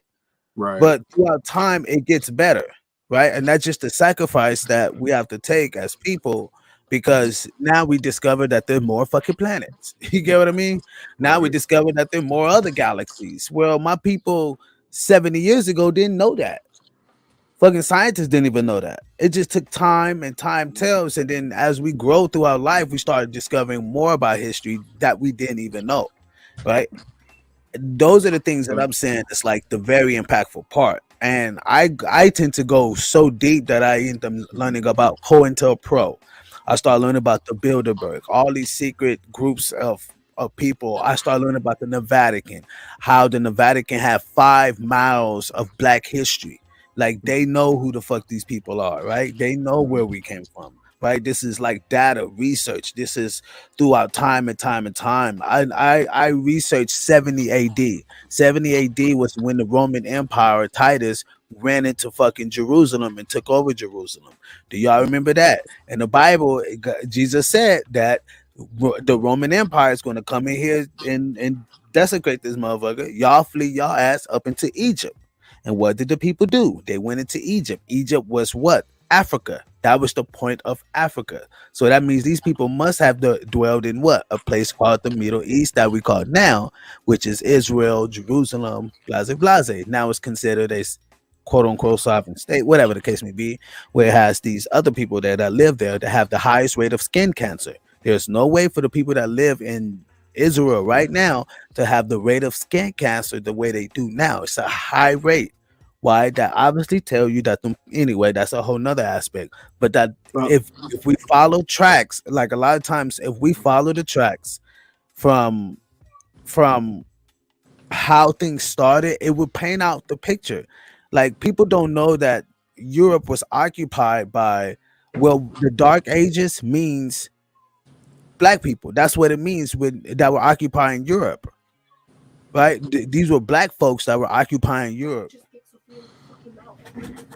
So I don't know if you follow the Bible. Like I mean, I'm kind of a student to it. I got a guy over here that that's kind of schooling me to a lot of stuff with the Black Israelites and Hebrews and all that good stuff. He tells me that the reason why blacks are in America is because you guys are the original Hebrews. You're the original Jewish people. So when you say Jews have already got their reparations, no, they haven't, because I'm looking and listening to right now. You know what I mean? You see what I'm saying? Like the Jews that are in Israel right now are your guys' cousins. They're not you. That's what Kanye got in trouble for. Kanye was telling the truth on that stuff. Biblically, he just went around it kind of asinine, and he didn't know exactly what he was talking about. But Hebrew Israelites are you guys. You guys are this is part of God's infliction, is to be brought over here. Now, what we did was we furthered your infliction. You know what I mean? As Gentiles, you were sold into slavery by Hamites, which is the Africans. You see what I'm saying? You guys were in the Middle East. You're Hebrews. You're Israelites, children of God. You guys are the chosen people. You guys got defeated in combat, sent into Africa, became enslaved by Africans, which is the Egyptians, that didn't look like what we do today, what they do today. Then you came back, took your 40 days, 40 nights, went back over there, or you know what I mean, or 40 years, whatever it was, went back over there, conquered your land, and then God sent you guys over here for a reason, because you wasn't, people wasn't listening to him. So there's a couple things on this that go with music also. So I know a lot of people look at me and say, "Hey, you're a white dude. You're a culture vulture." No, I'm not a culture vulture. I'm following the lead of God's chosen people. Mm-hmm. You know what I mean? So I'm supposed to get up underneath the banner of Israel. I'm supposed to follow what black people do. That's why the black man's the most copied man in the world. You see what I'm saying? Yeah, I wish we had time, man. There's a lot. There's a lot to that. Yeah, man. I wish we had time to get into that one, boy, because that's a juicy one. That's why I'm quiet. But that's a good one. But man, we already 2 hours in, bro. I gotta get to this meeting. But you have got to bookmark that, man, because man, Pastor Xerix is over here beating up my phone. You know how we had him on the other show, Todd? Like, he that's one of his favorite subjects, man. Because man, I got some Israelite partners, man, and we go at it a lot, man, scripture by scripture. But woo, man, bookmark that, bro, because we gotta, man. That's we gonna name that something for the podcast, man. I don't know what we gonna do, but to get into that segment, that's a whole nother one. But man, I love that one though. We got to get on that one. Yes, sir. Man, we gonna get, man. That's a good one, man. Don't forget to bookmark that, man. We want commentary on that one too. I know I could also bring my guy in. Sorry. My bad. I'm sorry about that. Man, I wish that's we all had good. the time, man. But like what we could see, this is what I want to do, man. But we gotta give it a name because it takes us off. What was you saying in the podcast? You know what I'm saying? So it takes it off the subject of the podcast, but it's such a good topic. You know, like this was an Empowering the People podcast topic when we had that pod. Because you know, that's a great one, man, to have your dude on, to have Pastor Zerek's on. Because bro, that's one we can. What did you say? Hold on. I'm so sorry because I'm lost. I just came back. You're gonna have to be lost for now, Biz, because my dog. Hold on, my bad. The West Coast podcast got it. Yeah, you don't have to be lost on that. My dog just ran off. You was talking about pastor. We gonna get that offline to set that up, man. Todd just lit a M80 in the show. I wish I could have caught it, man. My fucking dog, bro. My dog fucking out here running the streets. I have to go back. We gotta end this. Yeah, we'll talk about it in the background. We'll talk about it in the back. Yeah, we gotta get in the background because I gotta get to this meeting. But man, appreciate everybody coming to the podcast. I thank my program director for bringing the bomb and the lighting fluid and lighting up the show. Because, man, that was a good one, boy. But leave it to Todd, boy. I tell you, boy, he's a content creator of the century. I tell you this before I go. I'm not a big religious person. Right. I look at religion as a box, as a cap on knowledge. It withholds the person from understanding the other side of knowledge, and the only way to become wise is to understand the other side. I need you to bookmark that so we can. But anyway, let me stop. Bro, let me stop. Yeah. Go. If you go biblically, that's what got us all in trouble. Eve wanted to know more than what she was supposed to know, and she let that little devil get up in her ear and tell her, "You should know what God knows." You know what I'm saying? I think that's. You should know what God knows. There's some stuff we ain't supposed to know. Eve was seduced. Okay, man, we gonna bookmark this. Yep. We gonna bookmark this, man. We gonna bookmark this. Outro, man. We appreciate everybody tapping in. Like, share, subscribe to the network, man. If you like the podcast, talk about it. You know, Jay Adams, WCH. Joseph Lewis all over Facebook. DMs is always open, man. We love y'all.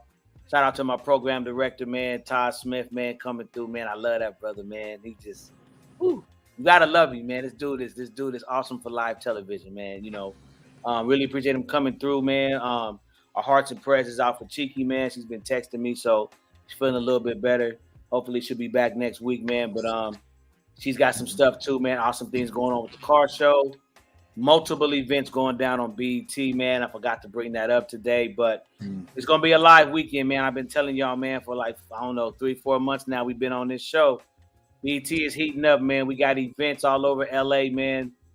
It's going to heat up, man. BET Awards weekend is going to be the bomb this year, man. Shout out to everybody that's got shows going on, fashion shows, showcases, A&R meetings, artists and repertoires going down, artist music rooms, radio rooms, program directors from all around the country gonna be in LA. June the 23rd or 22nd, all the way to the BET Awards. It's going down. Shout out to my boys putting their bid in to purchase BET, Urban Network Television, Mr. Joseph Collins. Shout out to Tea Time, man, with her great show. Shout out to all our friends and family, everything that's going on down in Ohio. Todd coming through with the beats, the new project we got coming up. The new production company. We got any actors out there with talent, man? Holler at Todd. Todd, give him your social media real quick. Now they can read. Oh man, just email me at 15onthebeat@gmail.com. All right, man. We love y'all, man. Appreciate y'all. We'll tap in with you soon, man. Peace. Westcoast Heavies.com.